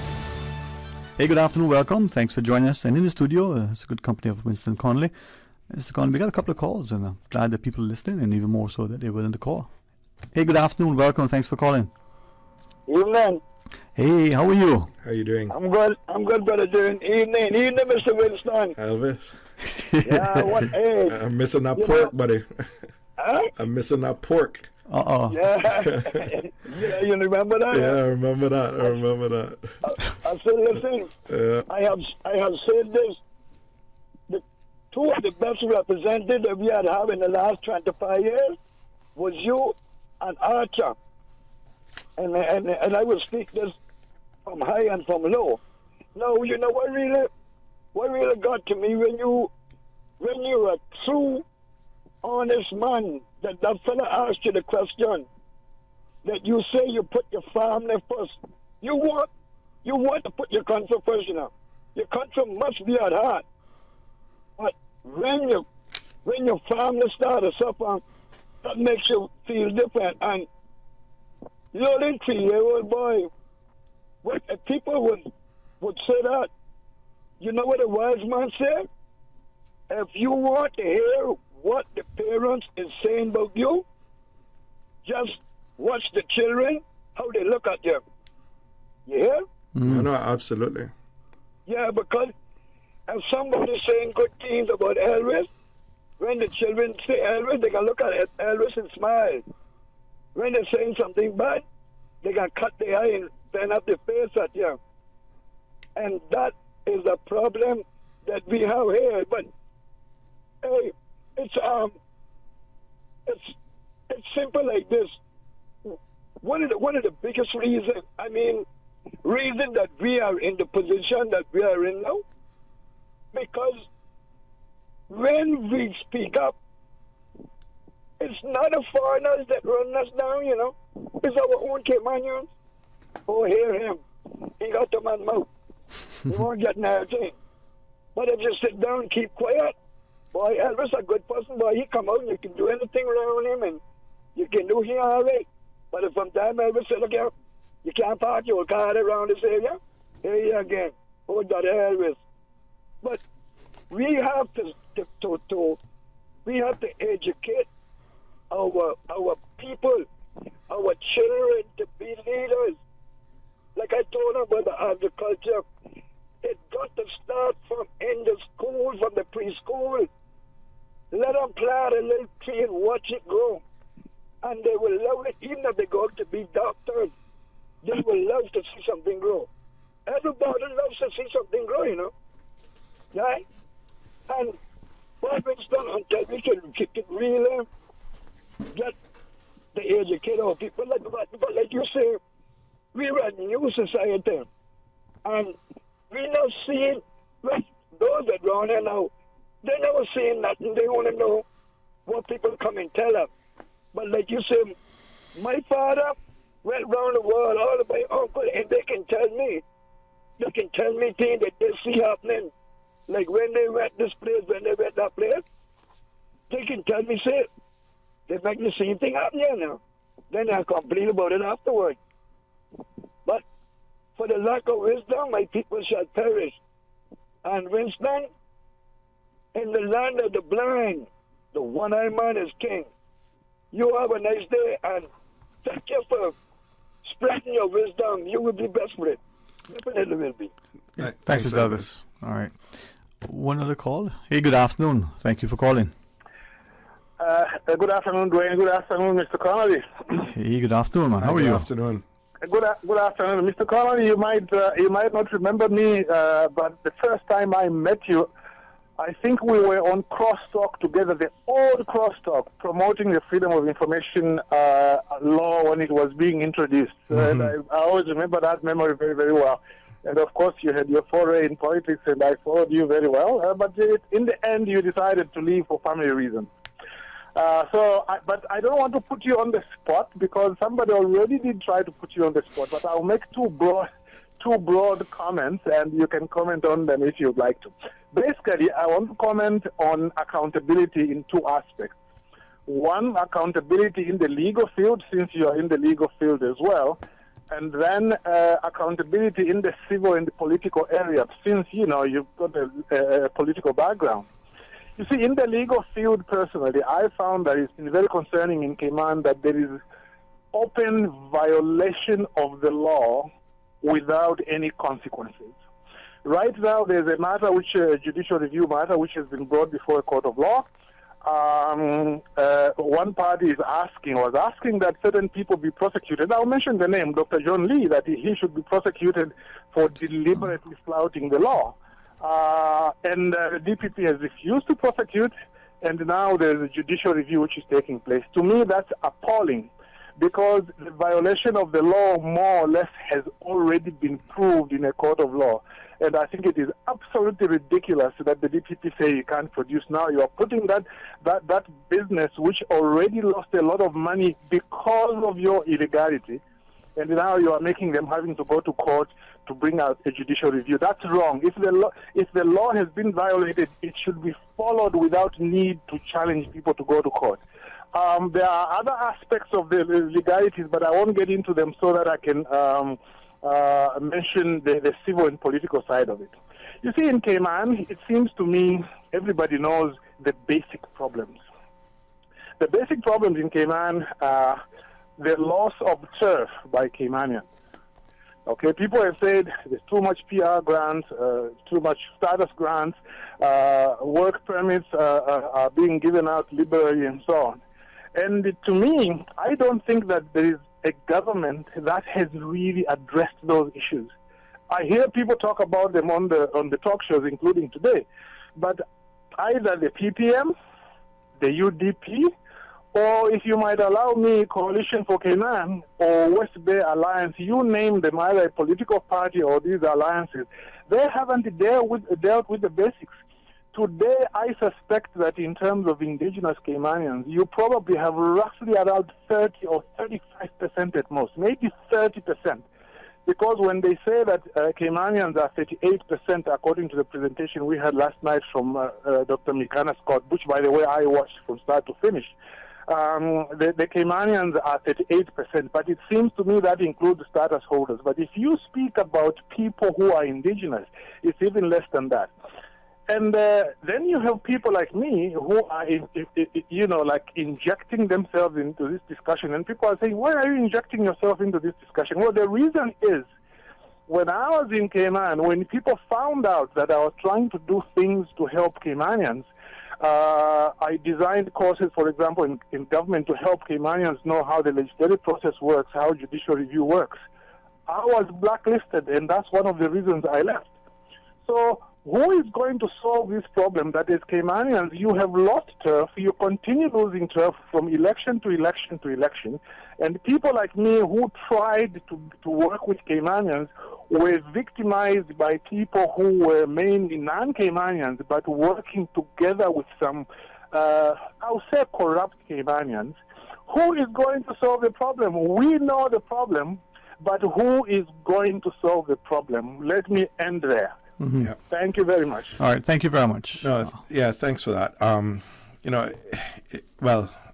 Again, elected representatives need to hold themselves to a high standard. It's part of the role. But especially lawyers and professionals need to follow both the intent and the letter of the law. And if you have a system where justice is only given out to those that can afford it, then that in itself is an issue as well, right? So we need to have the protection mechanisms in place that allows justice to come swiftly without a huge cost, because then if not, the people that are carrying out the atrocities also recognize that there are no consequences, or at least the consequences come at only if somebody can afford to pursue them, and that shouldn't be across the board.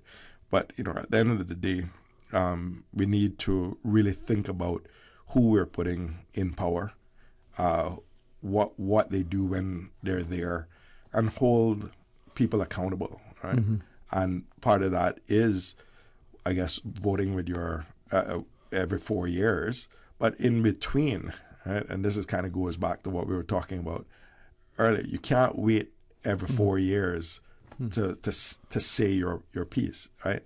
And again, saying something quietly initially at first might be the appropriate avenue to your politician or to your decision maker, but you should be able to escalate that, and there should be mechanisms in any society that allows you to have a voice. And sometimes, in some instances, if there are enough people saying the same thing, to speak that for you, noting some of the other things that some of the callers have spoken about in terms of being blacklisted and being put to the side, so to speak, because you have an opinion. And I will always welcome someone's opinion. I might not agree with them, but it should be their right to speak their mind, their truth. And at the end of the day, it's I think, again, those challenges to any system is good for the system, and especially for a democratic society. People must feel that they can exercise their democratic right to say Trust, but verify. Absolutely. All right, let's take this quick break. We'll come back, continue your discussion. Busy, busy, busy. Feel like there's not just enough hours in the day. Savannah Pharmacy, service to make your life easier. Now you can WhatsApp your prescription order to 929-5045. And pickup is just around the corner with everything your family needs and convenient opening hours including Sundays and holidays. WhatsApp your prescription order to 929-5045. Savannah Pharmacy, wholesome values with modern conveniences. From boat days to beach gatherings, leave the catering to Subway. Choose from small and large sandwich platters, double meat wrap platters, and top it off with optional cookie platters for dessert. Or ask about our Subway box to go with the option of 6-inch or foot-long sandwich, 1 cookie, and 1 bag of chips. For all occasions and celebrations, let Subway focus on the food so you can focus on the fun. Visit subway.ky for catering options. Subway. Eat fresh. J and Money touching down again. Now you can send your US dollars at any location on island, including the BRAC. It's easy. Just walk with your US dollars. No need to convert to CI. This is another convenient service available at J and Money. They always find a way to make it easier and hassle-free. So remember, when you need to send your money and you only have US dollars, don't ever think of what to do. Just head straight to any J&M Money location and send your money the fast, convenient, and affordable J&M Money. J&M Money, touching down again. J&M Money, ranga to la friend. The offices of dermatologist Dr. Wayne Porter will be taking appointments from March 6th through 11th at his Crew Road Clinic. Appointment slots are limited. Whether you're seeking advanced skincare, Botox, filler, cosmetic skin enhancements, or simply looking to reduce wrinkles, Dr. Porter offers a full-service dermatology and dermatological surgery practice. For more information, email dr.porterkman@gmail.com or call 946-9020 to book your appointments today. That is 946-9020. Let me tell you something. I've been fishing our island since I was a boy, and it's getting harder and harder to get a good catch. Maybe it's because there are so many more people in Cayman than ever before. Maybe it's because of how the climate is changing. I don't know about that, but I do know that I want to be able to keep fishing and teach my children to fish one day as well. So it makes sense to me that we have certain areas and certain times of the year to fish for certain things. It feels unfair not to be allowed to fish where my daddy taught me to fish, but I know that being patient now means we can keep fishing for many more generations. We're all in this together, right? For more info, download the Cayman DOE app or visit doe.ky. Talk today. But I do have some questions. Talk today. Cayman Islands' foremost listeners participation program. Talk today. Because there are more questions than answers. What the public is saying. Waging to take your calls right now. Sterling Dwayne Ebanks. What's up to you? Hey, good afternoon. Welcome. Thanks very much for joining us. Thanks to Winston Conley for being a part of our discussion. And I'm grateful that increasingly more of us are recognizing the need to participate in some way, to become informed. I'd use the word educated. I'm mindful of, I think it's Bob Marley's lyrics, emancipate your mental, self from mental slavery. Maybe we could substitute emancipate for educate, in a sense, right? But are we conscious of what is transpiring in our society?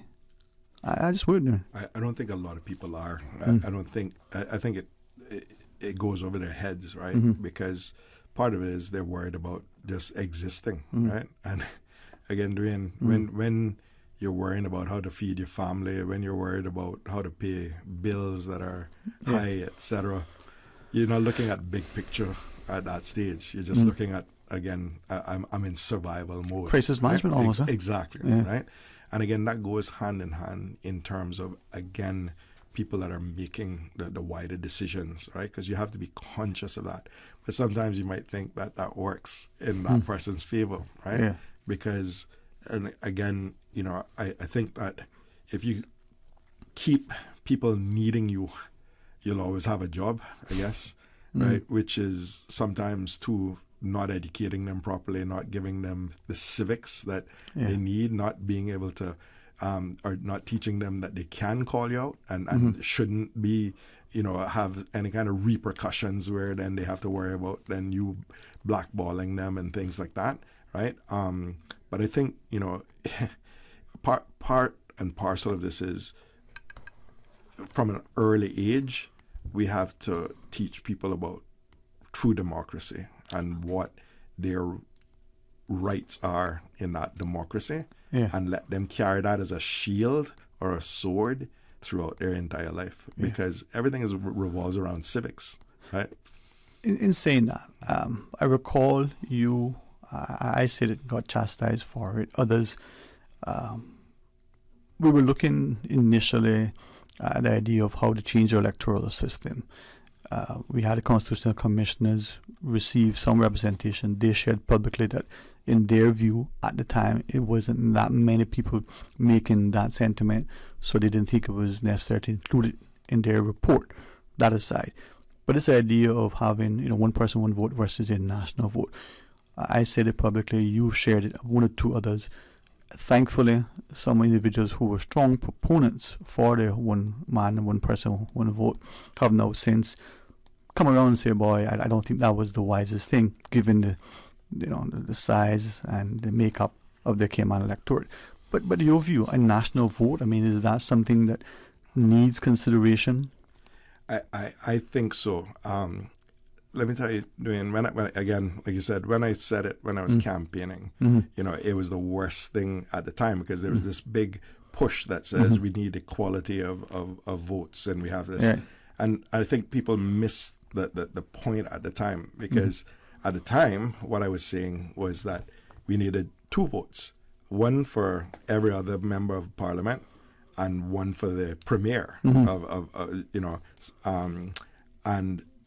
what my fear at the time was, and I think this is kind of playing out a bit, is that all politics would then be local, right?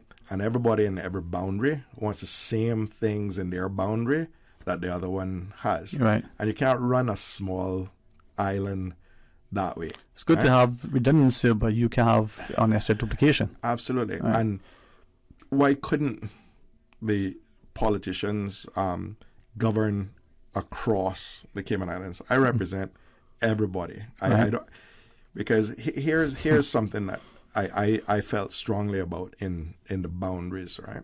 In that if you're a corrupt politician, right? And I'll only speak about Georgetown in terms of when I ran, meaning you had 7,700 people that you had to speak to and hope that you could get enough of them interested in what you were saying and believing in you that you could represent them, to get enough votes to get in, right? But that was 7,700 people that you had to cater to. If you bring that down to 1,200 people and or less in some boundaries, right? And you're somebody that would buy an election, you only need a third of those people, right? And if you get the right amount that basically you can get elected on every time you go to the polls. So let's call it the number 300. 300 is a long way from 7,700. Or even a third of 7,700. Exactly, right? And if you get that formula right, and you don't have the best interest of Caymanians at heart, the rest of us could be putting up with you for a long time, because you're not going to move those boundaries in terms of numbers growing in those numbers. And that's I thought was a significant fear of doing that. And I truly believe that we should be able, at the time, I think it was 15 of us at the time, we should have been able to go to the ballots, choose 15 people, and anybody off the street could go up to any politician at any time and call them out for how they govern the country. Well, as I listen to you, I mean, it's not only the potential for garrison communities, but to entrench that politician that may cater to that, 300, that small but significant number to ensure re-election. But is there also the issue that, as some have shared, whether it's from the scripture or otherwise, you can't serve two masters. We understand from those in cabinet that they have ministerial responsibilities per the Constitution for their portfolios and ministries, but they also have a constituency that they need to look after. So trying to split their time, divide up somehow to serve those interests could be a personal, physical challenge. But as you shared from the community's perspective, that individual that is elected from, even if it was from the old system, the district of West Bay, Georgetown, Eastern, Northside, Bordentown, but if they were elected now under a smaller constituency, just like it was before, Eastern and Northside had a smaller number, if you come from one of those, you were elevated to cabinet, your decision making impacts the country. Is it then timely that we revisit that to say, is it necessary now to rethink what we're doing? Cement what we have, maybe make the adjustments. And if so, what do we do? Yeah, so I mean, I think we definitely need to look at it. And that the one thing that I guess human nature isn't good at is admitting when you were wrong in certain instances, right? But that being said, you shouldn't allow something to continue if you definitely see that it's wrong, right? And I know people will get up and say whatever, and I'm an idiot for saying it, but I just see a lot of potential flaws in that system and potential abuse. And then again, you mentioned one word, and I had mentioned it way back when, garrison politics. Because if you get somebody that's a charismatic leader and a kingmaker of sorts, etc., and there's ever a threat to them coming out because someone else is coming in and may have garnered the equal amount of votes, etc., that could potentially be one of those, you're not going to move the guy that's making me X, so I'm going to go after your guy or you for trying to take. Yeah, who must have bird in the hand, right? Right. And not saying that would happen, but we need to be appreciative that it could happen and that it has happened in other places. Because again, what they say is power corrupts, and absolute power corrupts absolutely. Yeah. All right, let's go to the news. When we come back, we'll continue the discussion. Stay tuned. To district, moving through the waters to Cayman Brac and Little Cayman. Your station, your voice. All things Cayman. One radio, many people. This is home. Radio Cayman in the Cayman Islands. Today's biggest news. Radio Cayman. Your voice, your choice. Local, regional, international. This is headlines from Radio Cayman's newsroom. Today's biggest news. The Cayman Islands Fire Service, supported by the Ministry of Home Affairs, conducts an urban search and rescue strategy discussion with key stakeholders, including Hazard Management Cayman Islands, the Royal Cayman Islands Police Service, and the Cayman Islands Regiment. Minister for Health and Wellness and Home Affairs, the Honourable Sabrina Turner, says the gap analysis is part of the Ministry of Home Affairs' wider strategic focus, and she looks forward to the reports that will be generated from this gap analysis, which will support the modernization and future-proofing goals of the Cayman Islands Fire Service. In international news, a storm system marched eastward Friday, threatening heavy snow in the Midwest and Northeast after spawning likely tornadoes in Texas and Louisiana that damaged homes, businesses, a university campus, and left thousands without power. No deaths or injuries have been reported from the storms that struck Texas and Louisiana on Thursday night after slamming California earlier in the week with as much as 7 feet, 2.1 meters of snow. Nigeria's botched attempt to replace its banknotes has been declared invalid by the country's Supreme Court. In a ruling Friday, the country's highest court said a presidential directive to discontinue the use of old Naira notes following a redesign was illegal. The court said the old banknotes should continue to be legal tender alongside new versions until the end of this year. The Nigerian presidency has yet to respond to the Supreme Court ruling. And Wayne Shorter, an influential jazz innovator whose lyrical, complex jazz compositions and pioneering saxophone playing sounded through more than half a century of American music, has died. He was 89. Shorter died Thursday, surrounded by his family in Los Angeles. A representative for the multi-Grammy winner said no cause of death was given. Those are your latest headlines. I'm Shana Gallego. Today's biggest news. Radio Cayman. Your voice, your choice. Local, regional, international. This is Headlines from Radio Cayman's newsroom. Today's biggest news. Between the traffic, the meetings, kids' activities, there just isn't enough time. Best Health Pharmacy was a game changer. Not only are they centrally located on Eastern Avenue, but they deliver prescriptions for free anywhere in Georgetown and West Bay. I could not believe it. When my prescription ran out, they ran it back to me. Best Health Pharmacy, located at Crown Square Plaza on Eastern Avenue, across from Edie's Decor, offering free prescription delivery anywhere in Georgetown and West Bay. Call 949-1301 or WhatsApp your prescription to 924-5358.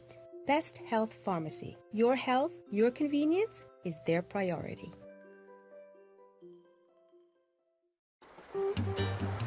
105.3 Breeze FM live.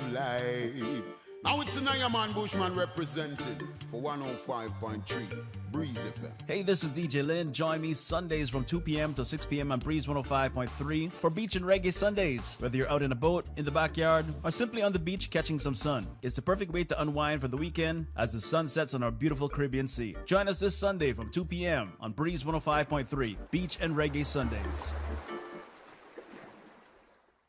Ro Variety, centrally located in Tropical Plaza on Smith Road, carrying a wide range of household items, bathroom accessories, towels, clocks, handbags, clothes, shoes, jewelry, and more, and more, and more. You can buy from the big box retailers or support local. The better deals come from shopping local.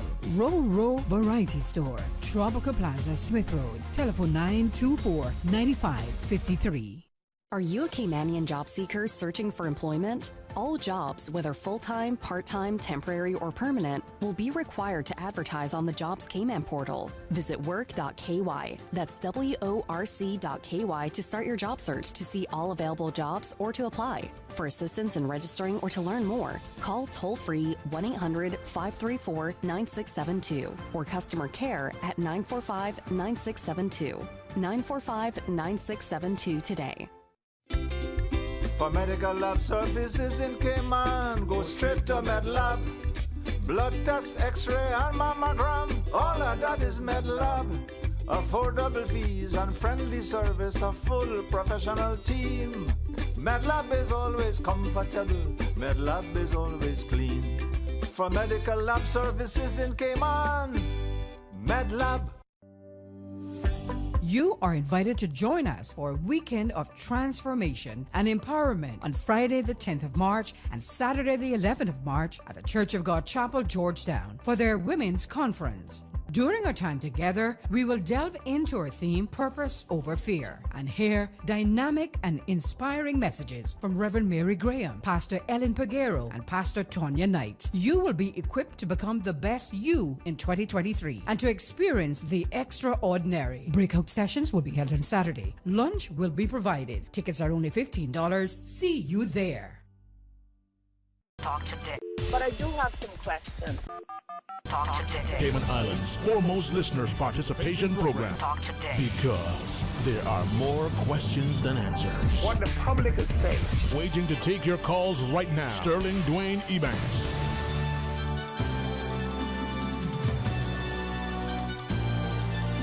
Good afternoon, welcome back. Thanks for joining us, and thanks too to Winston Conley for sitting with us. But I hope you've enjoyed and felt at least welcome to be in the studio. I always had a good time here doing video because we've had some great conversations over the years, and I know how much you love your country, and I hope that people know how much I love my country. And it's sometimes it's hard to sit on the fence and not say things, but sometimes it's also harder to get off the fence because then you become a target. Yeah. Well, as we go to this caller, I'll say this and I'll be guided because I like people to give me good counsel. Hopefully, prayerfully, I have enough sense to listen to it. But it doesn't mean that you tell me something that I'll follow you, even if it's good, right? Because I might not know. But with that in mind, there are two things. Ever rode a bicycle with a saddle, right? I've never sat on the pole because I realized it, right? But if you ride a bicycle, even with a saddle, the saddle not comfortable. So that safety you get, that's not right defense.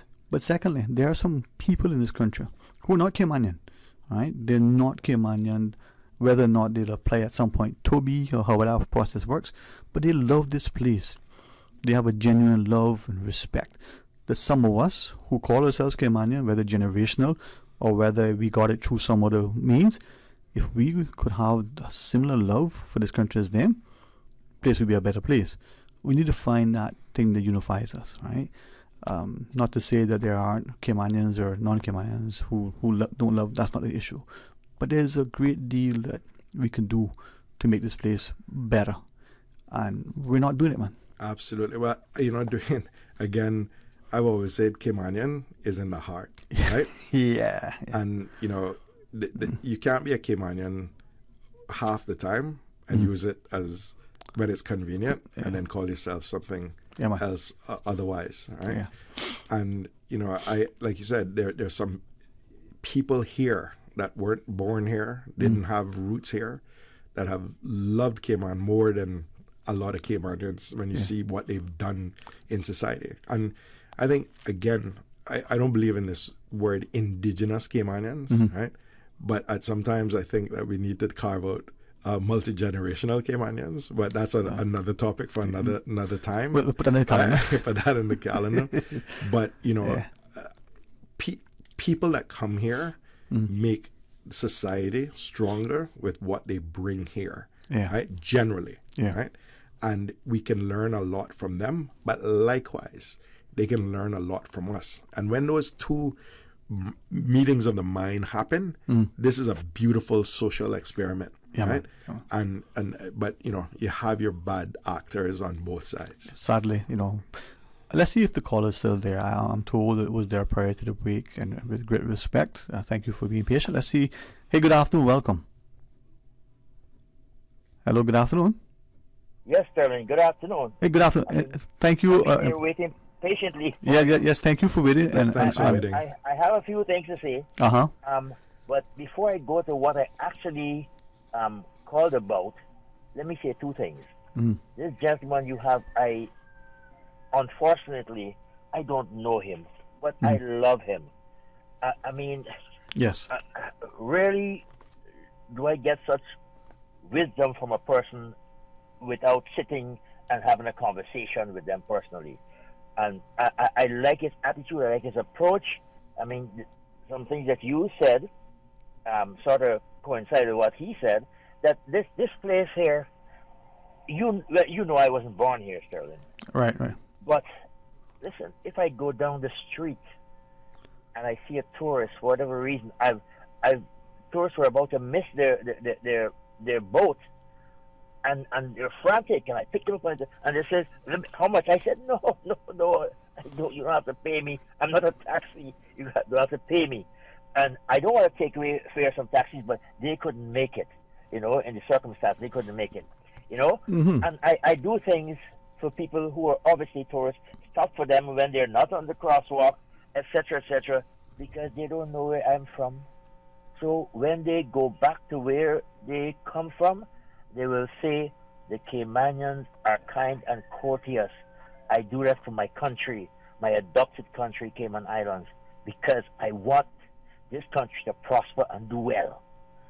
Now, having said that, let me just make a quick reference to Amjad. And yesterday, I didn't hear the end of the conversation, and if there was any blowback for the nonsense he was talking. It's the first time I've completely disagreed with Amjad, because he is saying that because Kenneth Bryan hasn't fixed the transportation issue, the premier should take him away and throw him away and lock him up and throw away the key and a lot of nonsense, basically. I disagree with Amjad with a passion. Kenneth Bryan is not perfect like all the rest of us, but he has a passion for doing what is good for this country. He has a passion for it. He might not do everything. Some of it might be self-aggrandizing. I admit that's possible. But he's saying that because there are lots of Jamaicans in Kenneth Bryan's area, Kenneth Bryan doesn't want to fix the public transportation issue, which makes no sense. There's no logic in that. But I just wanted to say that while I recognize that Kenneth is not perfect, I know that he loves this country and he wants to do what is best for this country. What he thinks is best, it might not always be best, but what he thinks is best, and he has a glorified position, so to speak, of minister in the tourism sector and so on, and he's passionate about doing things like bringing more tourists and so on, and there might be other things that he might be neglected to some degree, but as for kicking him out of the position because he didn't get... Look how many people have come and gone and haven't fixed that problem. The problem is virtually unfixable unless we do flyovers, and lots of expensive things. It can be fixed slowly, restricting the number of cars, etc. Things like those will work, as I think it's Mr. Hurston or somebody said yesterday. So I just wanted to say that. Yeah. Now, Billy called a little while ago, and I heard what Billy said. I know the gentleman, and I know that what he said was mostly self-aggrandizing. He wants to say that every foreigner, save Billy, is a bad person, potentially. Well, that might be sort of a bit of hyperbole on my part, but still, he is saying, you give the foreigners this, you give the foreigners. What about Billy himself? He's gotten a lot since he came here, and he excludes himself somewhere in some compartment of his mind. He's not included he's not included in this batch of bad foreigners who are getting status and PR and what have you and so on, and maybe they should pay some penalty or suffer something and so on. But then what happens with Billy? He comes and he puts his own issues out there constantly, judicial service review, etc., etc. He puts his issues out there, and then he comes back with the thing. Caymanians aren't being well treated; they're not being well done by, etc., etc. But the main thing is not the Caymanian thing, because he says that in order to see if he can garner support from Caymanians, He's supporting Caymanians, and everything good is for Caymanians. Mm-hmm. But his main thing is he came on. Every time he does that, he comes on and he talks about his own matter, and then he segues into the other issues about how badly Caymanians are being treated in their own country. All right, respectfully, thank you for that. Winston, let's take the other caller. Hey, good afternoon, welcome, thanks for calling. Hey, good afternoon to you, Sterling. Hey, good afternoon, how are you? Not bad, and good afternoon to you, Mr. Conley. Good afternoon, buddy, how are you? Not bad, man, how you doing? Good, man, good. Been a while, huh? Yeah, it's been a while. Good old class of 89. Listen, man. I hesitated on calling in, because Dwayne gives everybody a long time, and then he rushes me off and tells me get to the point. and so Boy. Yeah, I see. I didn't forget. But I appreciate you remember that one. So get to the point now. Well, let me just say. Thank you for calling, man. Thank you for calling. Thank you also. Thank you. Yeah. I hesitated only because the sort of feelings I've felt. From the points that I hope to make now were much more clear for me, I suppose, when I listened to the members of the opposition that I heard on sometime last week. I believe it was on Mr. O'Connor's show, and then I heard Mr. Bryan, for example, Minister Bryan, on just sometime this week, and he was fielding calls as well. And I must tell you, I could not help but to think how much I don't identify with what any of them were saying.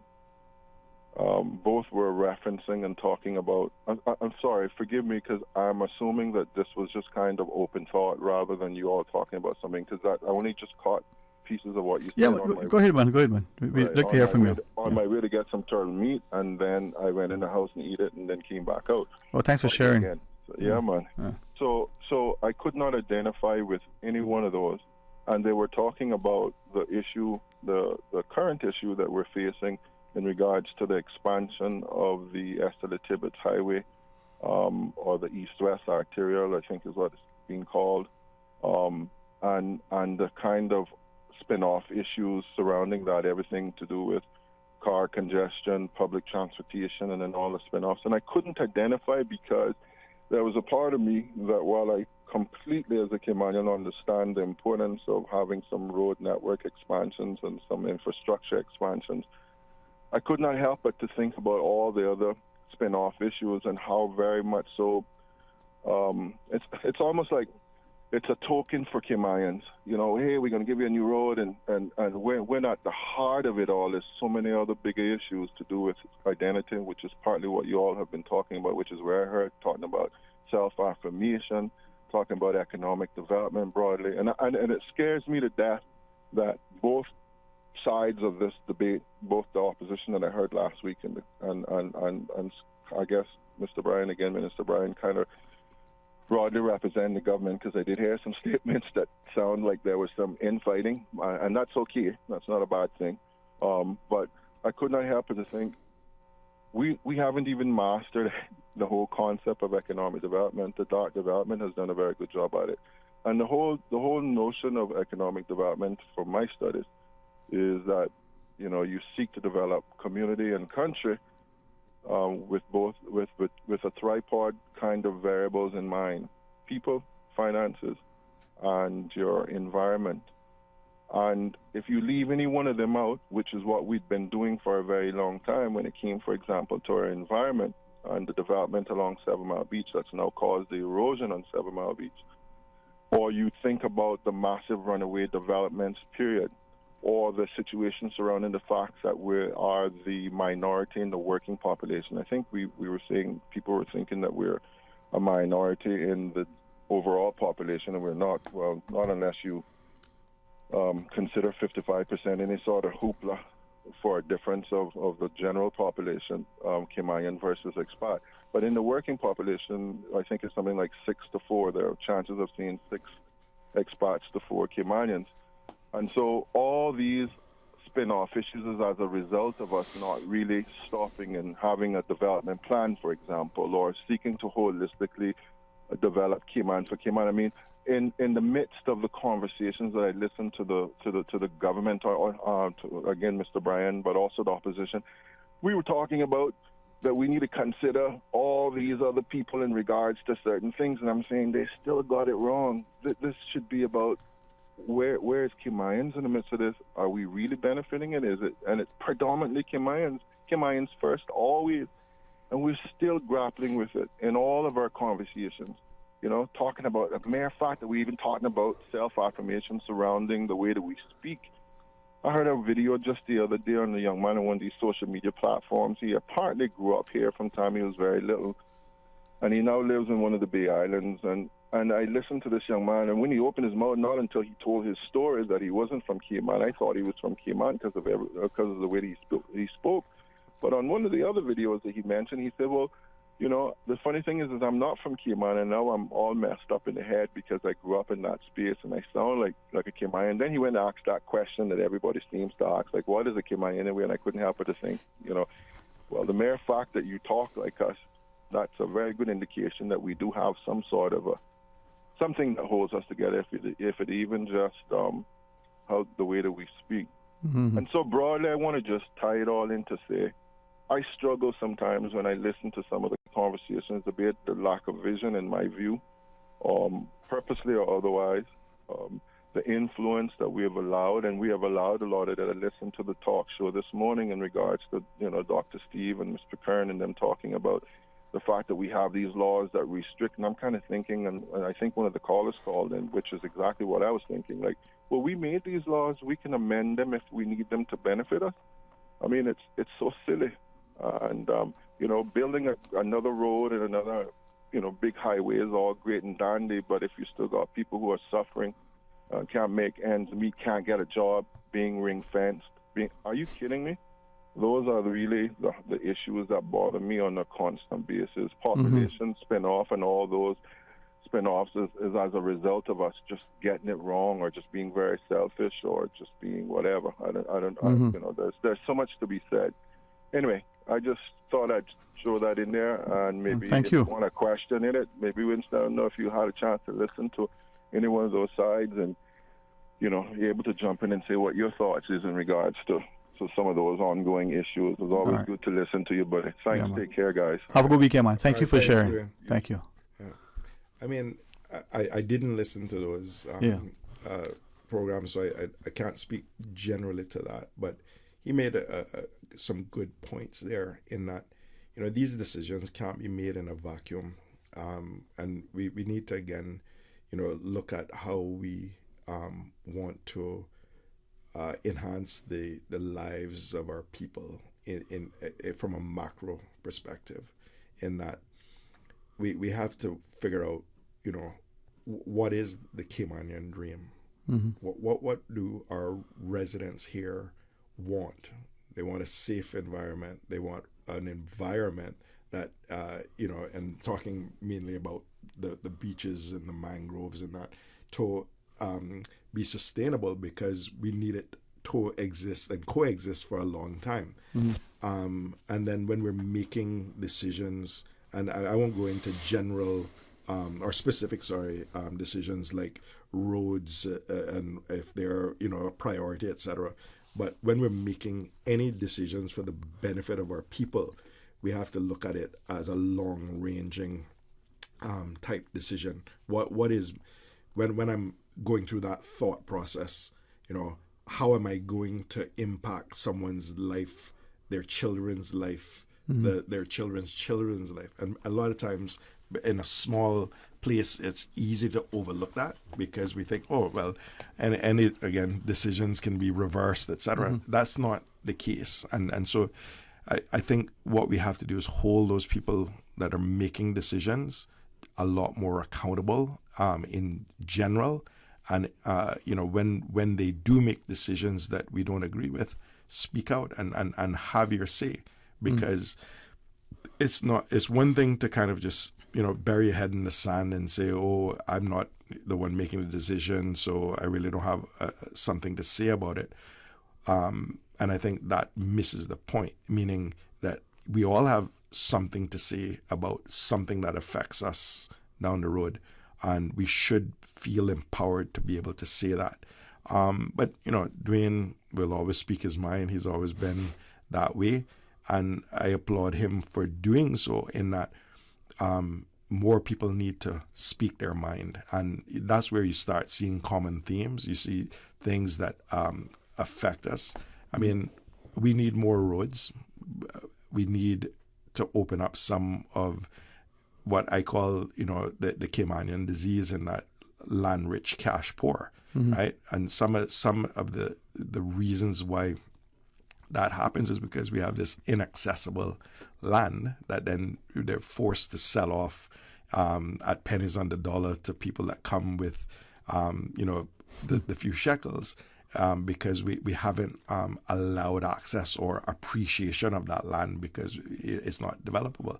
But at the same time, you have to have that counterbalance in that the environment plays a big part in our protection, in our sustainability, and all those things. So when it comes to governance, right, and I had originally come in to speak about ESG and governance, We'll right? come back on again another time. Yeah, absolutely. Yeah. But just to say this is that whoever's making the decisions, it can't be just with blinders on. You have to take in the majority's views, and then you have to take some steps sometimes to even protect some that don't realize what some of these decisions will result in. Well, I appreciate you taking time out of your day, especially on a Friday, as we near the end of our discussion. We'll come back to talk about ESG. There's a couple of things from the legal perspective that I would like to bounce off you, only from feedback from the public relative to many things, and I'll ask you about that later on. But to your point, and to the last caller, maybe it's a way to test the health of a democracy if more of us are willing to speak out, potentially even by asking a question. And I say that to share that there are those who may contend that it's the civil servants, whether they're in core government, attached to one of the statutory authorities, or even a government-owned company. But increasingly, we're hearing that private sector employees are openly precluded by their employers to making public commentary.